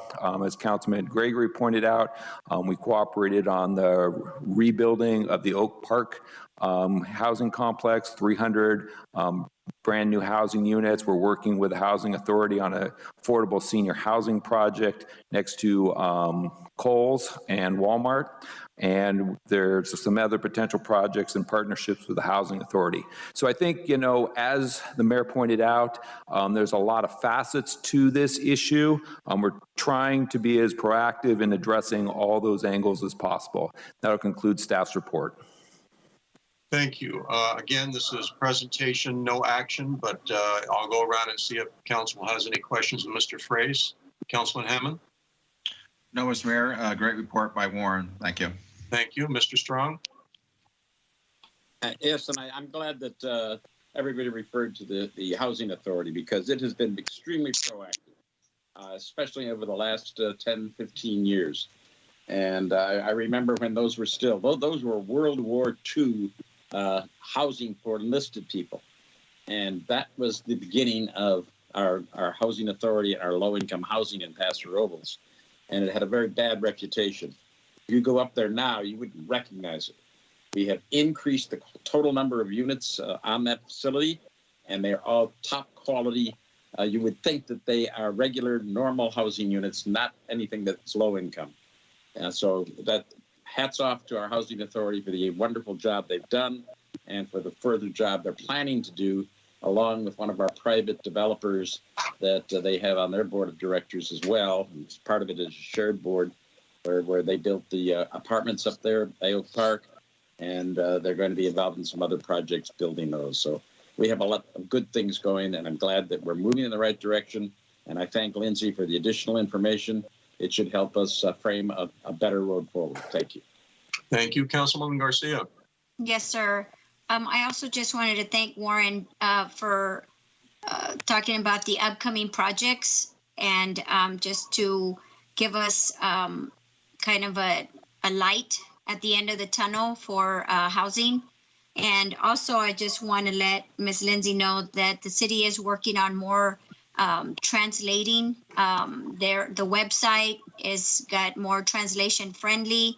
They're getting more staff also. And so just wanted to add that and know that that was one of the comments that the resident made, was that there was not, that there was a language barrier. And I just wanted to let them know that there is help there, and for them to feel that they can call anytime. Thank you, sir. Thank you, Councilman Gregory. Warren, thank you for your report. And I think it's really important that people understand the best way to deal with the problem is to get more supply, so people have a choice and can find another place to live in bad situations. And then also to focus on how we can help these folks out in bad situations. But I think as a city, we're very committed to provide more low-income housing as much as we can. With David Cook and his crew, we're now getting to the senior low-income housing. And we're committed to try to make life better here in Paso Robles by providing more supply and try to deal with these issues. So thank you, Warren. Thank you. We do have a member of the public who wishes to comment on this presentation, Donna Hare-Price. Donna, are you with us? Yes, hi. Good evening, Mayor Martin and Council. Can you hear me? We can. Hello? Oh, perfect. Good evening. How are you, Mayor Martin and Council? I'm Donna Hare-Price, Chair of the Rent and Mortgage Relief Coalition of San Luis Obispo County and with the Housing Now statewide coalition. Thank you, Lindsay Holden, the Promotores Collaborative, and the Tribune for the time, attention, and care in which you reported these stories, and for your continued commitment to call our attention to this issue.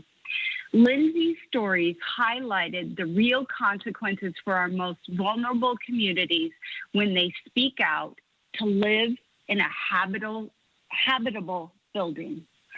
Landlord retaliation is real, and just because the tenant complaint hotline is not lighting up with calls doesn't mean it isn't happening. Sadly, it means that our most vulnerable renters know that complaining means living in unhealthy and dangerous conditions, which is better than living on the street during a global pandemic because of eviction. We know evictions are happening now, and statewide housing advocates are concerned we will see a tsunami of evictions after June 1st if our statewide eviction protections are lifted. One proven means of curbing evictions for low-income tenants is to break the pattern of unequal representation between tenants and landlords. This can be done by guaranteeing legal representation for tenants, known as a right to counsel, when a landlord sues for eviction. I'm going to make several asks for the Paso City Council tonight to address the situation with real solutions. My first ask: please use your ARPA funds allocated for homeless services, or if absolutely necessary, the flexible funding that you will receive to provide right to counsel by assigning monies to the SLO Legal Assistance Foundation or California Rural Legal Assistance Fund. Other cities are actually creating their own right to counsel programs, and that would be fantastic, but there are other ways that we can address this issue by funneling money to our existing resources here in our county. Funding right to counsel reduces homelessness and is good for our community and our economy. In addition, You can use ARPA or future infrastructure funds to hire bilingual code enforcement officers. Number 2, the Board of Supervisors changed their ledge platform to increase eviction protections. Please ask the Board of Supervisors, especially Supervisors Pashong and Gibson, to allocate funds for right to counsel using our county ARPA funds. Number 3, Ma'am, that's 3 minutes. Could you summarize, please? There's also a statewide rent registry of AB 1188 that I would love for the Paso City Council to sign on to support, because that also provides protections to our landlords and could have been used to reach out to our small landlords for ERAP. Thank you so much. I look forward to talking to you all about these solutions. Thank you all. Thank you for your comments, and I for one would appreciate it if you would email that information you gave me so that we can look at it in greater detail. I'm sure the other council members would like to see it also, but thank you for speaking up tonight. We appreciate it. I see no one else waiting in line. Thank you. I see no one else waiting in line in this item. We're going to move on now with general public comments. This is the time set aside for the public to address the council on items within the council's purview, but not scheduled on tonight's agenda. If you would please begin by stating your name and address. Each person is limited to 3 minutes. We try to be gentle when that time is over. Any person or subject requiring more than 3 minutes may be scheduled for a future council meeting or referred to committee or staff. Those persons wishing to speak on any item scheduled on the agenda will be given an opportunity to do so at the time that item is being considered. We currently have 3 people waiting in line for general public comment. Lauren Hanley is first, followed by John Borst, and then Jan Alvin. So Lauren, are you with us? Hi, I am. How are you tonight? Very good. Welcome. Thank you. That was nice presentations ahead of time, some very important topics. So I'm glad to be here as well. My name is Lauren Hanley. I've been to a few of these meetings with the We Are the Care initiative. And as you heard Mayor Martin speak about the proclamation of the month of Child and Child Abuse Prevention Month, April marks a time to recognize that our community's children are precious and the quality of their early years is our collective responsibility. We all have a role to play in ensuring each and every child has access to those high-quality early environments spoken in the proclamation, at home, at childcare, at school, and in the community that will then promote their optimal growth and development. You might be wondering how you can honor and support the children and families in our community during the month of April. And luckily, we have 3 great opportunities for you all. Number 1, explore the hashtag Kids Are Essential initiative. This national campaign stands for high quality childcare, paid leave, economic security, maternal and child health, mental health, and was born out of the many crises that are impacting children and families. COVID, racial injustice, and economic instability inspired this initiative, which upholds a goal to promote children in our society. Visit kidsareessential.org to learn even more. Number 2, assess the policies of the City of Paso Robles in regard to family-friendly practices. Our city is a major local employer and can be an example to other businesses in the community. By requesting HR or administrative staff to evaluate the family-friendly workplace policies currently in place, we can better identify deficits and expand practices to support our employees of Paso Robles. As a reminder, the We Are the Care initiative offers a family-friendly workplace toolkit containing a diverse selection of ideas and examples that can be implemented in order to better support our families. Remember, family-friendly practices are better for business, better for the economy, and better for our city. Visit slowfamilyfriendlywork.org to access this toolkit. Finally, number 3, to honor Month of the Child and value the children and families in our county, consider becoming involved with We Are the Care. Parents, business leaders, child care professionals, elected officials, and all other members of the public are encouraged and welcome to join this initiative. We are thankful for our child care liaison on the council, Councilwoman Garcia, but wish to remind you that all are welcome. We have 4 task forces that meet monthly, and we need the minds and talents that we know are out there in our community to help build this important movement. Visit first5slow.org to learn more about the We Are the Care initiative. Thank you again so much for your time and your commitment to the children and families in this city. We'll be back again soon with more information and updates. Thank you for your comments. Next, we have John Borst, followed by Jan Alvin. Mr. Borst, are you with us? Yes. Can you hear me okay? We can. Welcome. Excellent. Thank you, Council, for your fine work. And I'm just here to remind members in our community, if they haven't done so already, to send in their written protest in opposition to the sewer rate increase. A protest form is available on the website nomoreratehikes.info, or send one in of your own following the guidelines that appear on the notice of public hearing that was sent to you in late February or early March. A public hearing on the rate increase is set for April 20th, so get your protest letter in now. Again, if you want a protest form to fill out and send in, one is on my website at nomoreratehikes.info. Also, forms are available on the documents page posted on nextdoor.com. Okay, thank you, gentlemen, for your time, and look forward to speaking with you on April 20th. Very good. Thank you for calling. And Jan Albin. Jan, are you with us? I am here. Thank you. Welcome. Good evening, Mr. Mayor and City Council. My name is Jan Albin, and I am a resident of the Quail Run Senior Estates. I'd like to take this opportunity to thank the City Council for their vote in support of the new $5 a year senior permit program. In particular, my special thank you to Donna King and Commander Davis of the Downtown Parking Division. It's only because of their hard work and personal efforts that this program has come to fruition. In 21 days, the city has issued 502 senior parking permits. That's 502 households that can now come downtown to eat, shop, and go to a show without being concerned about the parking or worrying about getting a ticket. What I hear all day, every day, is how grateful folks are to have this program. So on behalf of us older citizens, us older Americans, we are grateful and we thank you.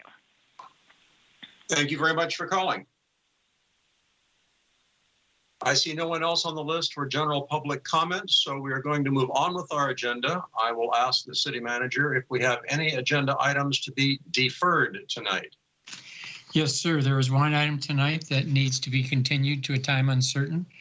That is item number 15 on your consent calendar, which is an agreement with the Paso Robles Museum Foundation for the sale of a portion of Pioneer Park property and leased back by the city. The discussions need to continue at a staff level so that the proposal we bring back to you provides all the information the council needs to make the best decision. So that item we are requesting be deferred. Very good. Thank you. Up next, we have consent calendar, which encompasses everything else other than that item. Items on the consent calendar are considered routine, not requiring separate discussion. However, if discussion is wanted by a member of the council or public, the item may be removed from the consent calendar and considered separately. Council members and members of the public may offer comments or ask questions of clarification without removing an item from the calendar. Individual items are approved by the vote that approves the consent calendar unless an item is pulled for separate consideration. Items pulled from the consent calendar are usually heard at the end of the meeting. So with that, I will go around to our city council members and ask if they have any questions or comments of clarification or any items they would like to have pulled from the consent calendar. Mr. Hammond? Yeah, thank you, Mr. Mayor. Question about 14 with regards to the rental fees for the field, the Paso Robles youth sports. Staff, how long would that, I mean, the proposal is to basically disregard the fees for this year, 2021. To what month at the end of this year or to the end of a calendar fiscal year? Where are we at on timing? I can answer that for you, Councilman Hammond. This is Julie Dolan, Community Services Director, and the intention is to just go through the calendar year. In a typical year, the member teams of the Paso Robles Youth Sports Council would reserve fields to the amount of about $10,000 maximum. With an already abbreviated season, we feel that we wouldn't garner much more than $6,000. So that's what we're talking about through the end of the calendar year, and probably around $6,000 in fees. Very good. Yeah, just as we're helping other parts of the community with regard to support through COVID, I would agree with this one too. But no further questions, Mr. Mayor. Thank you. Thank you, Mr. Strong.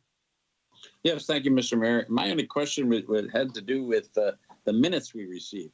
And I'm wondering if there's a good reason why we received a full year's minutes of the Planning Commission all at one time.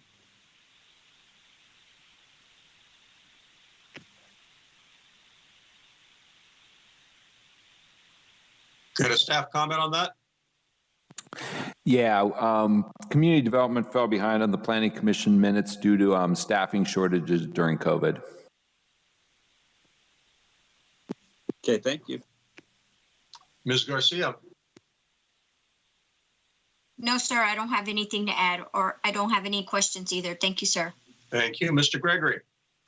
Yeah, I just wanted to see if we can get someone to talk about item 12 just briefly so the public understands what's going on with that. Can you give us about 60 seconds on that? Yeah. Sure.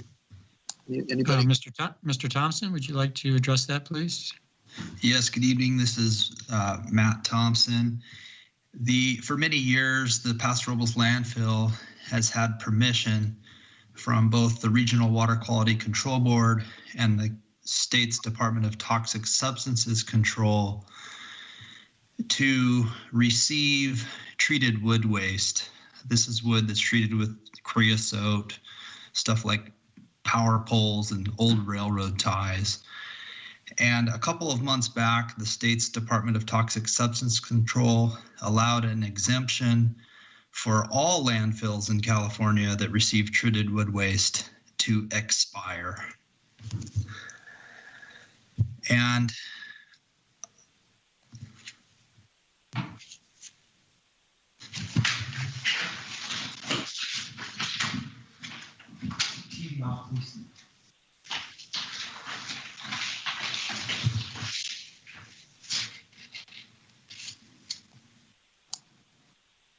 Matt, are you okay?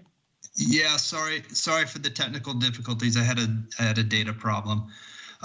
Anyways, this exemption from the state's Department of Toxic Substances Control had expired, and the Paso Robles landfill quickly reapplied for a new exemption. And unfortunately, the new limitations associated with that exemption require our landfill operator to significantly increase how much they handle treated wood waste. They have to segregate it from other forms of solid waste going into the landfill, and they have to track each generator of treated wood waste. And so those are the increased costs that have necessitated an increase to the rate for treated wood waste at the landfill. And Mr. Gregory, our approach is that the persons bringing a waste stream that requires special handling should be the one that pays for that rather than the general public paying for it. So this is why we're requesting a rate increase to be paid for by the deliverers of the treated wood waste to the landfill. And then will we be, just a lot of people are asking questions about it. So does that include painted wood or is that only treated wood? That does not include painted wood. It is just wood that is treated with chemicals like creosote. Okay, so that'll be on our website, hopefully, so if people have questions, they can go to the website and see what the change is. Yes, sir. All the landfill rates will be updated on our website. Okay, thank you very much, Matt. That's all for me. Thank you. I have no questions. We have no questions from the public on items under active consideration tonight for the consent calendar. So if there's no further discussion, I would entertain a motion to approve the consent calendar. Public comment? We have no one. Oh, okay. I'd like to make a motion, Mr. Mayor, items 8 through 14 for approval. Second. I have a motion by Councilman Hammond, second by Councilman Gregory. There's no further discussion on the motion. Roll call vote, please. Councilmember Hammond? Aye. Councilmember Gregory? Aye. Councilmember Garcia? Aye. Councilmember Strong. Aye. Mayor Martin. Aye, motion passes 5-0. And for those who have not taken the opportunity to look at our agenda online with this consent calendar, which is linked to staff reports, I'll ask the city manager if you would give us a short report on these items so that people listening and know what we've accomplished by this vote. Thank you, Mr. Mayor. Happy to do so. So tonight on its consent calendar, the City Council approved its special meeting minutes from March 9th, as well as its regular meeting minutes from March 16th.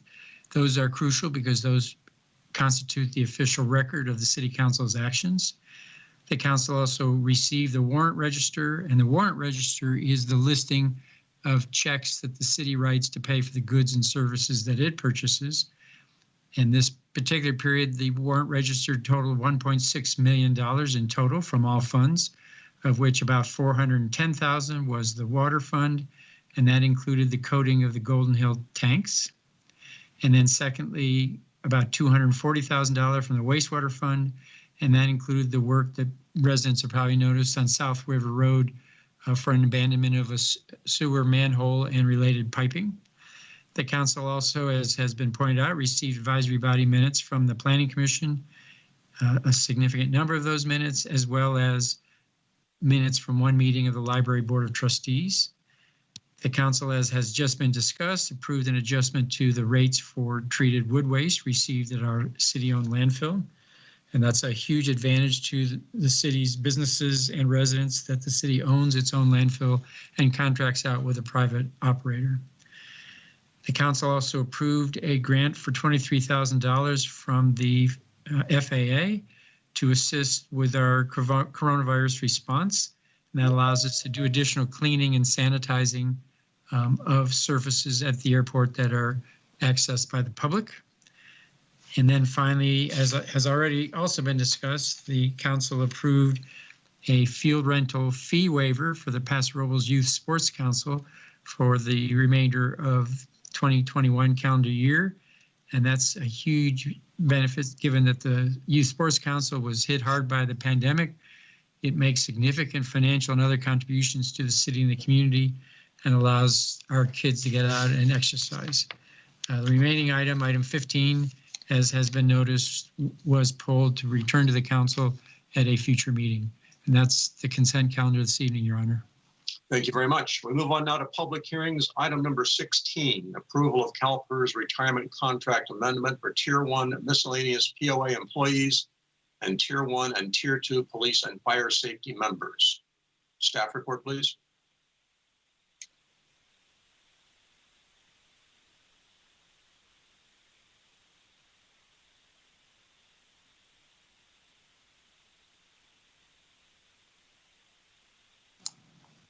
Shannon, are you muted?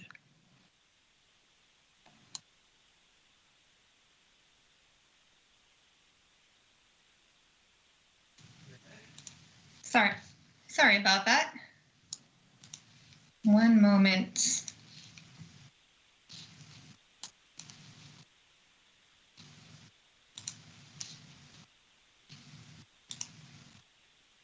All right, sorry about that. Good evening, Mayor Martin and council members. Tonight we are seeking approval of the first steps of an amendment to the city's retirement contract with CalPERS. The city's contract covers 3 classifications of employees: police safety, fire safety, and miscellaneous. Within each of these classifications, there are 3 different benefit levels, also known as tiers, which all require contributions from both employees and the city. In early 2020, Council approved agreements with each of the city's labor groups, which provided for certain members based on classification and tier to contribute an additional 2 to 5% toward retirement costs over the course of the 3-year contracts. This additional contribution, known as cost sharing, is a portion of the employer contribution and is permissible under Government Code Section 20516. In July 2020, Council approved a retirement contract amendment to implement the first phase of cost sharing, in which Tier 1 miscellaneous members and Tier 1 and Tier 2 police and fire safety members and all groups pick up an additional 2% of retirement costs. The second phase of cost sharing provides for Tier 1 and Tier 2 police and fire safety members and Tier 1 miscellaneous POA members to contribute an additional 2% effective June 27, 2021. To implement these changes, the city must amend its retirement contract following specific steps and timelines as required by CalPERS and the Government Code. The first step is approval of a resolution which declares the city's intent to approve the amendment and outlines each of the proposed changes. Tonight, we are also introducing for first reading the ordinance to implement the contract change. The second reading and adoption of the ordinance, which will authorize the mayor to execute the amendment, is scheduled for the May 4th council meeting. The amendment will be effective 30 days later on June 6th, and affected employees will begin paying the additional 2% cost share starting June 27th. The city's last scheduled contract amendment will occur in June 2022 and will provide for Tier 1 miscellaneous POA members to cost share an additional 1%. One goal during contract negotiations with the city's labor groups last year was for all members within a group to pay the same amount toward retirement, regardless of what tier they were in. Completion of the last phase of cost sharing next year will result in having achieved this goal. In addition to initiating the contract amendment process, tonight we are also seeking approval of the city's master pay schedule, which has been revised due to recent classification and wage changes. The California Code of Regulations requires the city maintain this pay schedule encompassing all positions covered by a compensation plan. That concludes my presentation tonight, and I'm happy to answer any questions you may have. Thank you very much. Let's start off again with Councilman Hammond.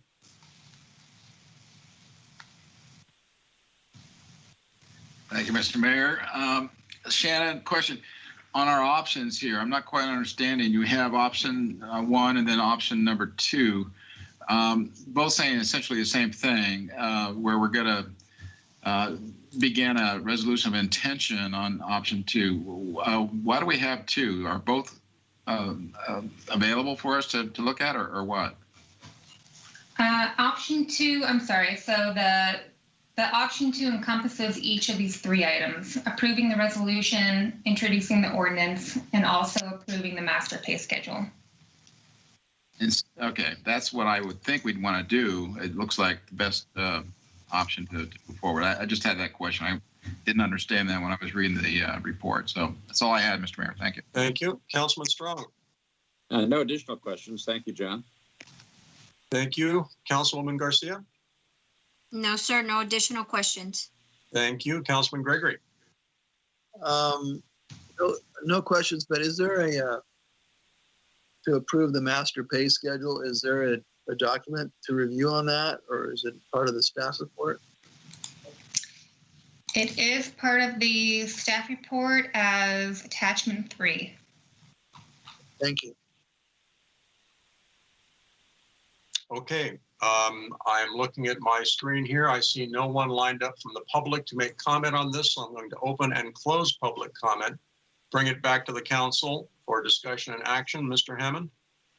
I'd like to go ahead and make a motion whenever you're ready, Mr. Mayor. Go for it. Okay, then I'd like to go ahead and approve option 2, where we are going to approve resolution and petition 21XXX, giving notice of intention to approve the amendment to the city's CalPER retirement contract as authorized by Government Code Section 20516. I guess you have to be in separate motions. That's a question for the lawyer. Do we have to do separate motions on these? Yes, please. Yes. So we need a second, I guess. Okay, we need a second. I have a motion by Councilman Hammond, second by Councilman Gregory. If there's no further discussion on that motion, roll call vote, please. Councilmember Hammond.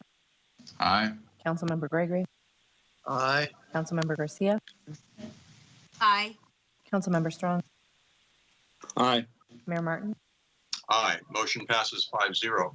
Mr. Mayor, I'd like to go ahead and make a motion then to introduce for first reading by title only and waive further reading of the ordinance to amend CalPERS contract for the City Tier 1 miscellaneous POA members and Tier 1 and Tier 2 police and fire safety members. Second by Gregory. Second. I have a motion by Councilman Hammond, second by Councilwoman Garcia. If there's no further discussion on the motion, roll call vote, please. Councilmember Hammond, Aye. Councilmember Garcia, Aye. Councilmember Gregory, Aye. Councilmember Strong, Aye. Mayor Martin. Aye. Motion passes 5-0. And Mr. Mayor, I'd like to finally approve the master pay schedule effective April 6, 2021. Do I have a second? I'll second that. Motion by Councilman Hammond, second by Councilwoman Garcia. If there's no further discussion on the motion, roll call vote, please. Councilmember Hammond, Aye. Councilmember Garcia, Aye. Councilmember Gregory, Aye. Councilmember Strong, Aye. Mayor Martin. Aye. Motion passes 5-0. Thank you very much. We move on now to item number 17, Plan Development, PD 20-12, Oak Tree Removal, OTR 21-02, Justin Winery Building number 4 and 5, 2265 Wisteria Lane, and a whole bunch of numbers after that, 025-435-027, 025-425-030, and 025-435-034. Staff report, please. Yes, Mr. Mayor, members of the council, this is Darren Nash, City Planner. This item before you is for Justin Winery. This is their existing winery facility at 2265 Wisteria Lane. Looking at the vicinity map on the screen, north to south is Golden Hill Road. On the left, Wisteria Lane is at the northern end of Golden Hill Road, kind of north of the Lowe's Center there. Wisteria Lane travels to the east, and at the current end of Wisteria Lane is the existing Justin facility. As you're aware, there's various subdivisions and developments that will extend Wisteria Lane up to the north towards the airport. This is an extension of Wisteria. This will ultimately become part of the parallel routes and the realignment of Airport Road. But at the corner of that extension is additional parcels that were created with that tract map that Mr. Erskine and Justin Winery went through a few years ago. So this particular project would add 2 additional buildings to the existing 3-building campus. The gray shapes there are the buildings 1 through 3. The buildings 4 and 5 are what are before the council tonight.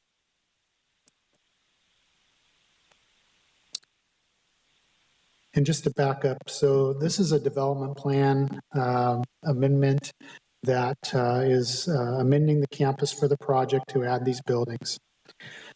Typically, this development plan would end at the Planning Commission, but they're asking for an oak tree removal, and the removal of oak trees, the oak tree ordinance requires council action on that. So the project, the development plan, is coming up to the Planning Commission along with the request for the oak tree removal.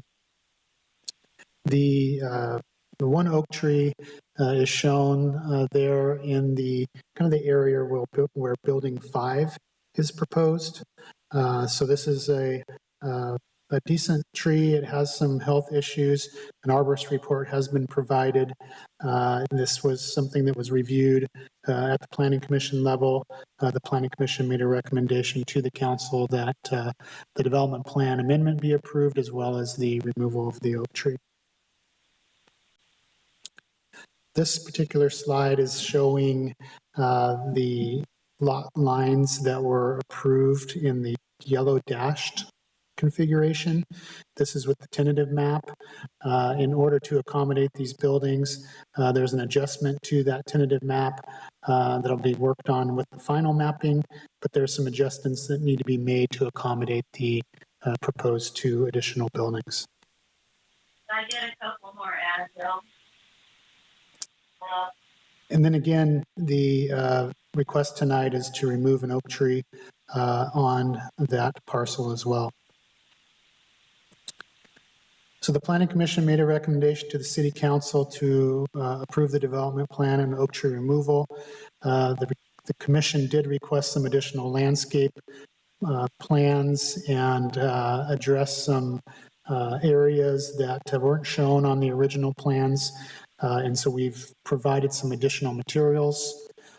This is the landscape and fencing plan that's shown down at the corner. As you go to the northeast on the Wisteria extension, the landscaping and improvements go to the edge of building 4, but this additional sheet also shows it going beyond to include the truck staging area shown there, as well as the detention basin. So these were 2 areas that weren't previously shown on the landscape plan. This plan better shows that these areas will be landscaped and treated, and that is what the Planning Commission was requesting would happen. So there will be a presentation by Emily Ewer of Oasis Associates. She is on behalf of the applicants, the planning group that is going to be making a presentation. But what we're looking for tonight is for the council to take the necessary options. One could be take no action. The other option 2 would be sustain the decision by the Planning Commission approving the development plan and the oak tree removal, or 3, modify the decision of the Planning Commission, or overrule the Planning Commission, thereby denying the project, or 5, provide an alternative direction to staff. But with that, that would conclude staff's presentation. And as I mentioned, Mrs. Ewer would be following up with an applicant presentation when the council's ready for that. Okay, let's go ahead and have the applicant presentation so we've got all the questions in one basket, okay?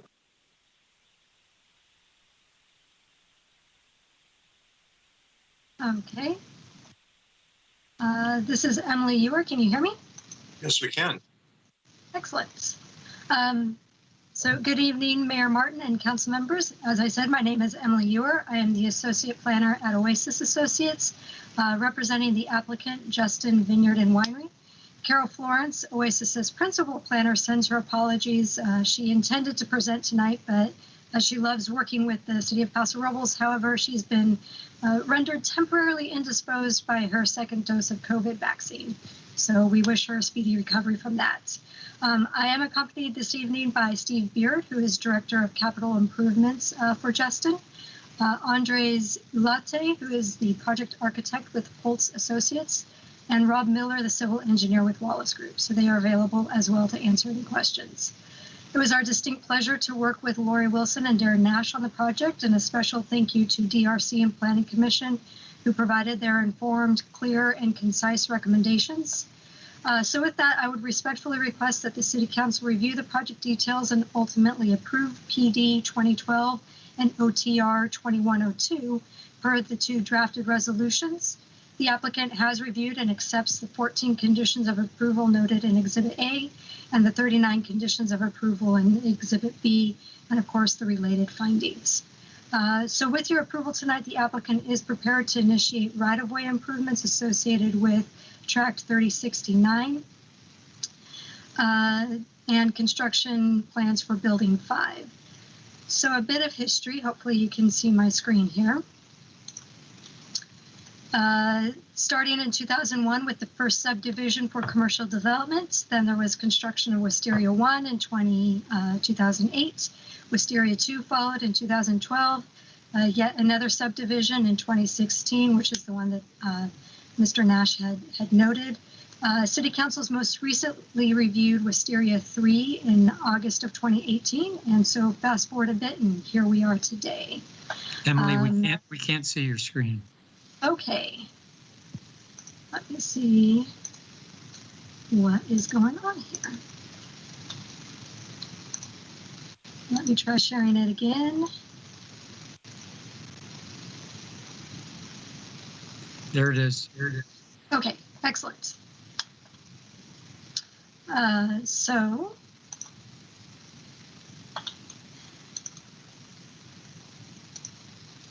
So here again is an overall look at the campus with buildings 1, 2, and 3 as constructed.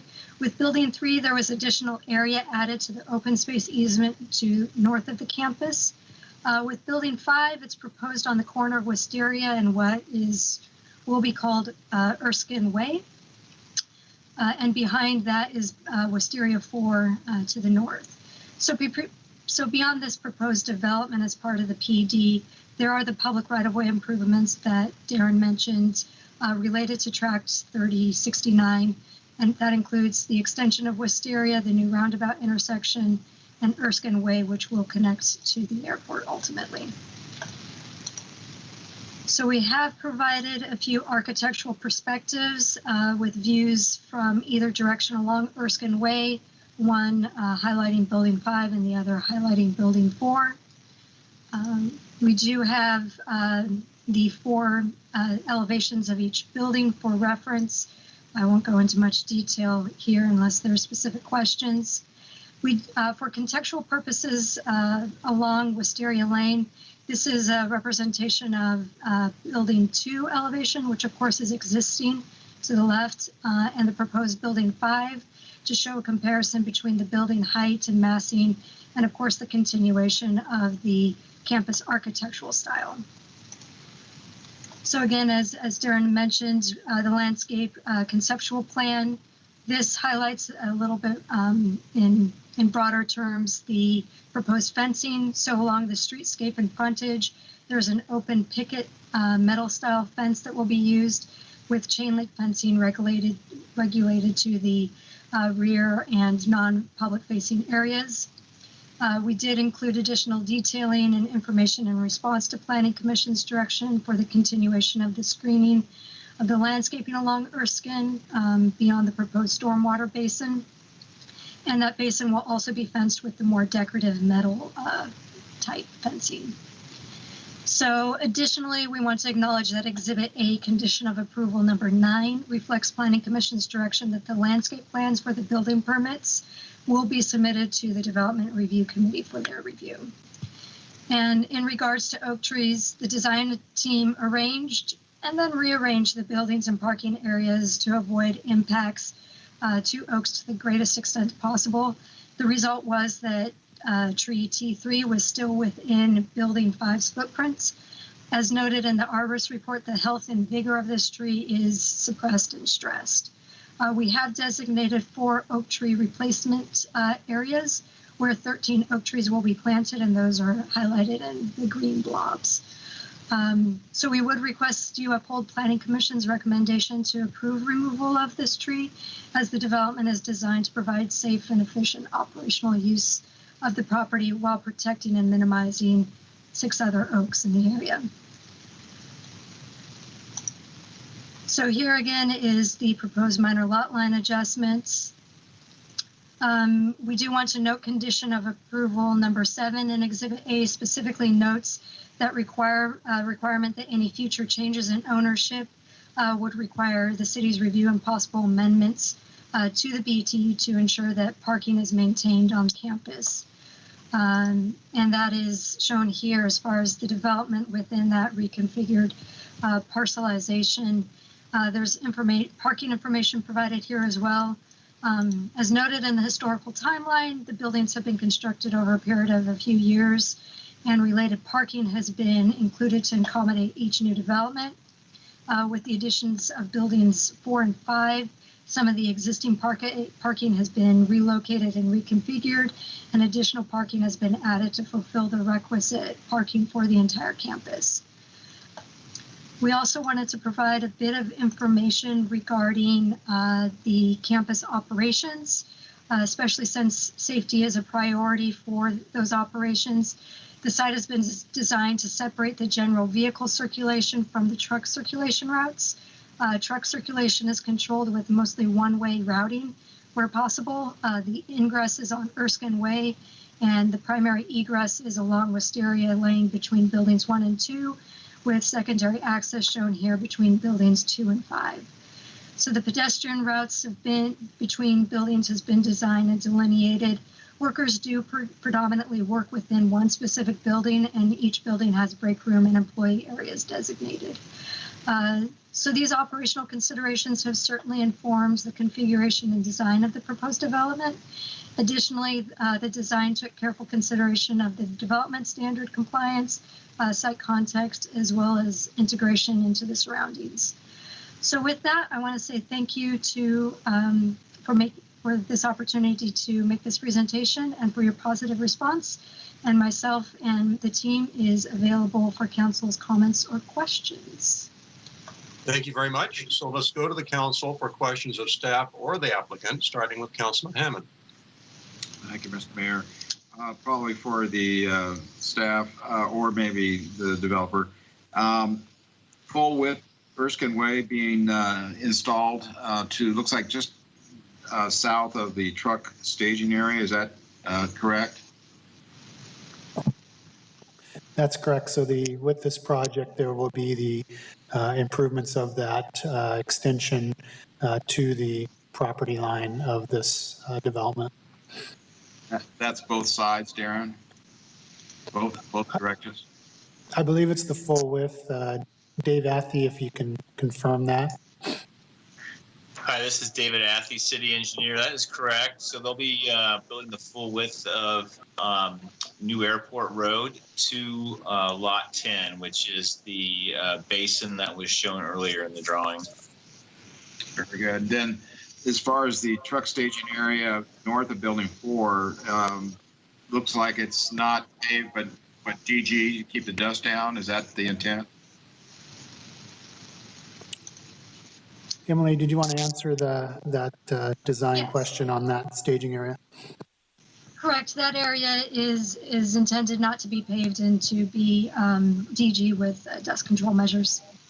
Right. And then, Emily, further, it looks like you're keeping all truck traffic within the campus, and the only entrance exit is going to be on that east end there of the campus going on to Erskine Way. And then I guess they could exit over toward the west off of Wisteria as well. So there's no other further north entrances down there to that truck staging area is what I was trying to get at. That is correct. Yeah. Okay, very good. That's all I have, Mr. Mayor. Thank you. Thank you. Mr. Strong. Well, thank you, Mr. Mayor, and a very good presentation. I think it's very well done, and I like the plan. Thank you. That's all. Thank you. Councilwoman Garcia. I have no further questions. Thank you so much for the presentation. Thank you. Mr. Gregory. The plan looks very well done to me, so no question. Good.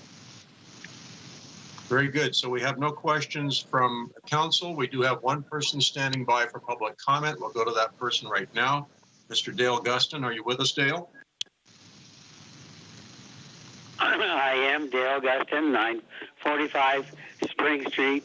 I have a request on item 15 that when it comes back to the council, that it not be on the consent agenda. That's too important an item to be on consent item. As to item 17, I'd like to remind this council of two things. One, this is the outfit that clear-cut huge acres of oak trees out in the Adelaide area. And here we have El Paso Robles is our name of our city, Paso the Oaks. And we're supposed to try and preserve all our oak trees. We got a almost 3-foot diameter blue oak tree that's been on the property since they acquired it, and now they're claiming it's stressed. Why wasn't it maintained, and why shouldn't it be kept? That's my comments. Thank you. I see no one else in line to comment, so I'm going to close public comment, bring it back to the council for discussion and decision. Mr. Mayor, I have a further question. Yes. Okay, staff, was this project conditioned to use local trades like we've done on other projects? That is not a specific condition of the project. However, many of the design group are local local folks that we've dealt with. And I think maybe they can comment on with these buildings. I assume they'll use similar construction firms they've used for the rest of the campus. So maybe the applicant can respond to who they intend to use.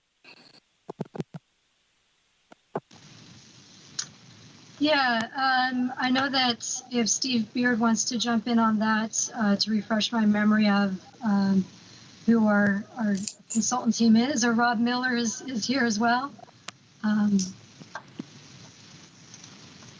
Thanks, Emily. Rob Miller.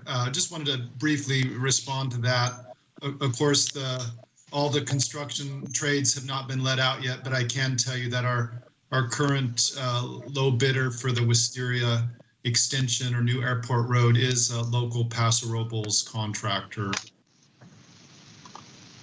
Yeah, thank you, Rob. Yeah, again, I want to make sure that we at least have an opportunity to talk and bid local trades to you to have this built.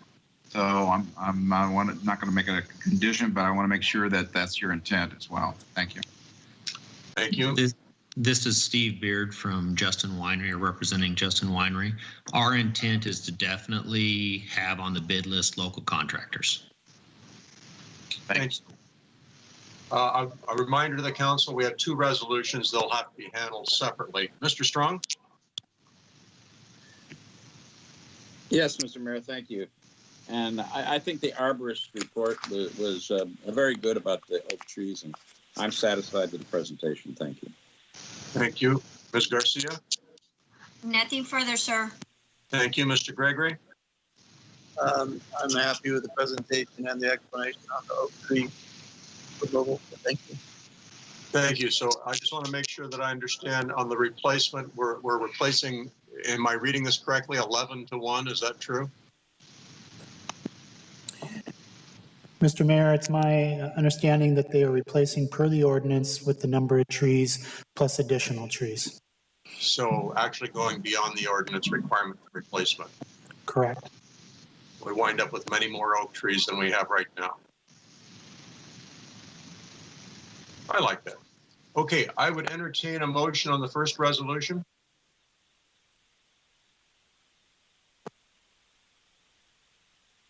Mr. Mayor, if no one else, I'll go ahead and do that. Please do. Go ahead and approve resolution 21XXX approving plan development 20-12. Do we have a second? Second by Greg. Second. We have a motion by Councilman Hammond, second by Councilman Gregory. If there's no further discussion on the motion, roll call vote, please. Councilmember Hammond, Aye. Councilmember Gregory, Aye. Councilmember Garcia, Aye. Councilmember Strong, Aye. Mayor Martin. Aye. Motion passes 5-0. Mr. Mayor, I'd like to go ahead and approve resolution 21XXXB, approving oak tree removal 2102, subject to site-specific conditions and if approval. Second by Gregory. Motion by Councilman Hammond, second by Councilman Gregory. If there's no further discussion on the motion, roll call vote, please. Councilmember Hammond, Aye. Councilmember Gregory, Aye. Councilmember Garcia, Aye. Councilmember Strong, Aye. Mayor Martin. Aye. Motion passes 5-0. Thank you very much.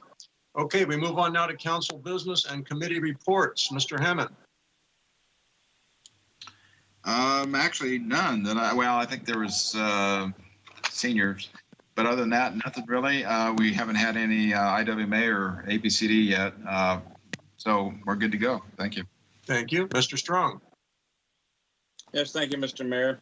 It's been a very busy time with meetings, constituents, and our city team to resolve various problems. I had a meeting with Cal Cities on various policy issues on March 18th, a CalCog Board of Directors meeting on the 21st, the CalCog Annual Leadership Forum on the 22nd and 23rd, Interim City Manager Greg Carpenter on 25th, and NLC with some White House presidential advisors on April 1st. Followed that evening by a city council meeting with interviews for membership on the new sales tax oversight committee.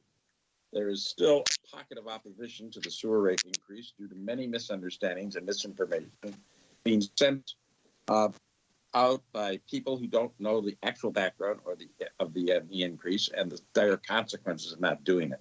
We're scheduled to get some significant additional federal and possibly state relief based upon actual losses suffered during the pandemic as compared to our last full pre-pandemic fiscal year. I'm expecting something in the neighborhood of $6 million+ for the city. There are still efforts pending to remove our ability to make independent local decisions on density, zoning, general planning, and parking. Some in the state want to eliminate much of our parking and force people to use non-existent public transit. We are opposing those efforts through Cal Cities. The federal government is headed toward significant confrontations between the two major political parties over actual needs of our citizens for adequate and safe travel, as well as public safety and the environment. Each side has good and poor points in its position. Both parties have realigned from where they were 65 years ago and are back in a new transition period where each is striving to be more like the other as they used to be without trading off their currently most extreme positions. Of course, that's my personal analysis as seen from the inside of the workings at the national and state levels. Unfortunately, it's our citizens who get ground up in the process of the infighting. Our other meetings I've had deal with better infrastructure throughout Paso Robles and our region with appropriate funding if it doesn't get derailed. Tomorrow, I have 2 regional and 1 national meeting all taking place at the same time. I hope to be able to handle 2 of them simultaneously. And that's all, Mr. Mayor. Thank you. Thank you very much for that report. Councilwoman Garcia. Yes, sir. Thank you, Mayor. I was part of the oversight interviews that we did last week. And I've just been pretty busy at Walmart. We do have our COVID Janssen vaccines, so we've been administering those. And so I just been going in. They start at 7:20 in the morning with appointments. So I've been doing double duty, sir. But that's all I have. Thank you. Thank you. Mr. Gregory. Yeah, I was attended a Zoom meeting with Mayor Martin and our superintendent of schools, Kurt DeBost, in a liaison meeting. It's been a while since we've had one, so we were able to get a lot of information from Kurt regarding the school situation and the discussion on Georgia Brown. Also, I too was involved in the interview process for the J20 Supplemental Tax Advisory Committee. And it's been I think we almost had a whole week off, I think. So I'm sort of lost. But anyway, I just wanted to say one more time, share my appreciation about Tom Frucci, our city manager, who's departing. I got to interview and discuss and meet with our interim city manager coming on board. And I just really want to wish Tom the best. And it's been a pleasure working with you, Tom. Thank you. Thank you. I attended 2 meetings of the Homeless Services Oversight Committee, also attended the School District Liaison Committee, met with the mayors from around the county, met with the City Selection Committee to put forward candidates for the Coastal Commission, was interviewed by Transitional Mental Health Care about needs here in Paso Robles. I attended the final meeting of the Economic Vitality Corporation. They are going away and merging with the REACH organization. I also attended a meeting for that organization, which is committed to economic development on a regional basis. I've been out filming promotional videos for our downtown businesses, establishing something called Main Street TV for our Paso Robles Main Street Association.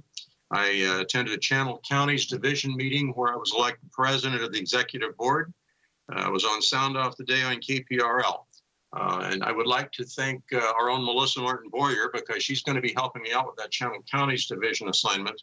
And also what many people don't know is behind the scenes on these meetings, she's the one pulling the electronic strings, making sure that people are admitted into the waiting rooms and put on the air when it's time to put them on, and making sure that we remain connected. So it may look easy from the outside, but it's not on the inside, and we appreciate your service, Melissa. And with that, I'll ask if we have any further business, Mr. City Manager.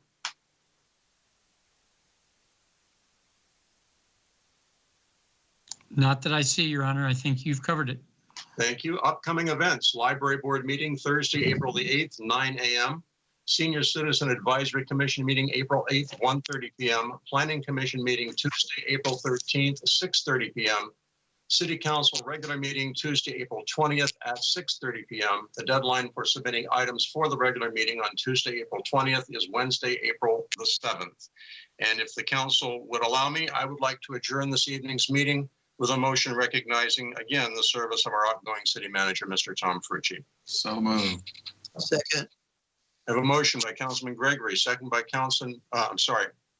motion by Councilman Hammond, second by Councilman Gregory. All those in favor signify by saying aye. Aye. Aye. Oh, be more enthusiastic. All those in favor signify by saying aye. Aye. That's what I'm talking about. All right. Anybody opposed? Very quiet. Thank you very much. We are adjourned. Thank you to the council, to the staff, to the community, everyone for their very hard work. Have a pleasant evening. Thank you. You as well.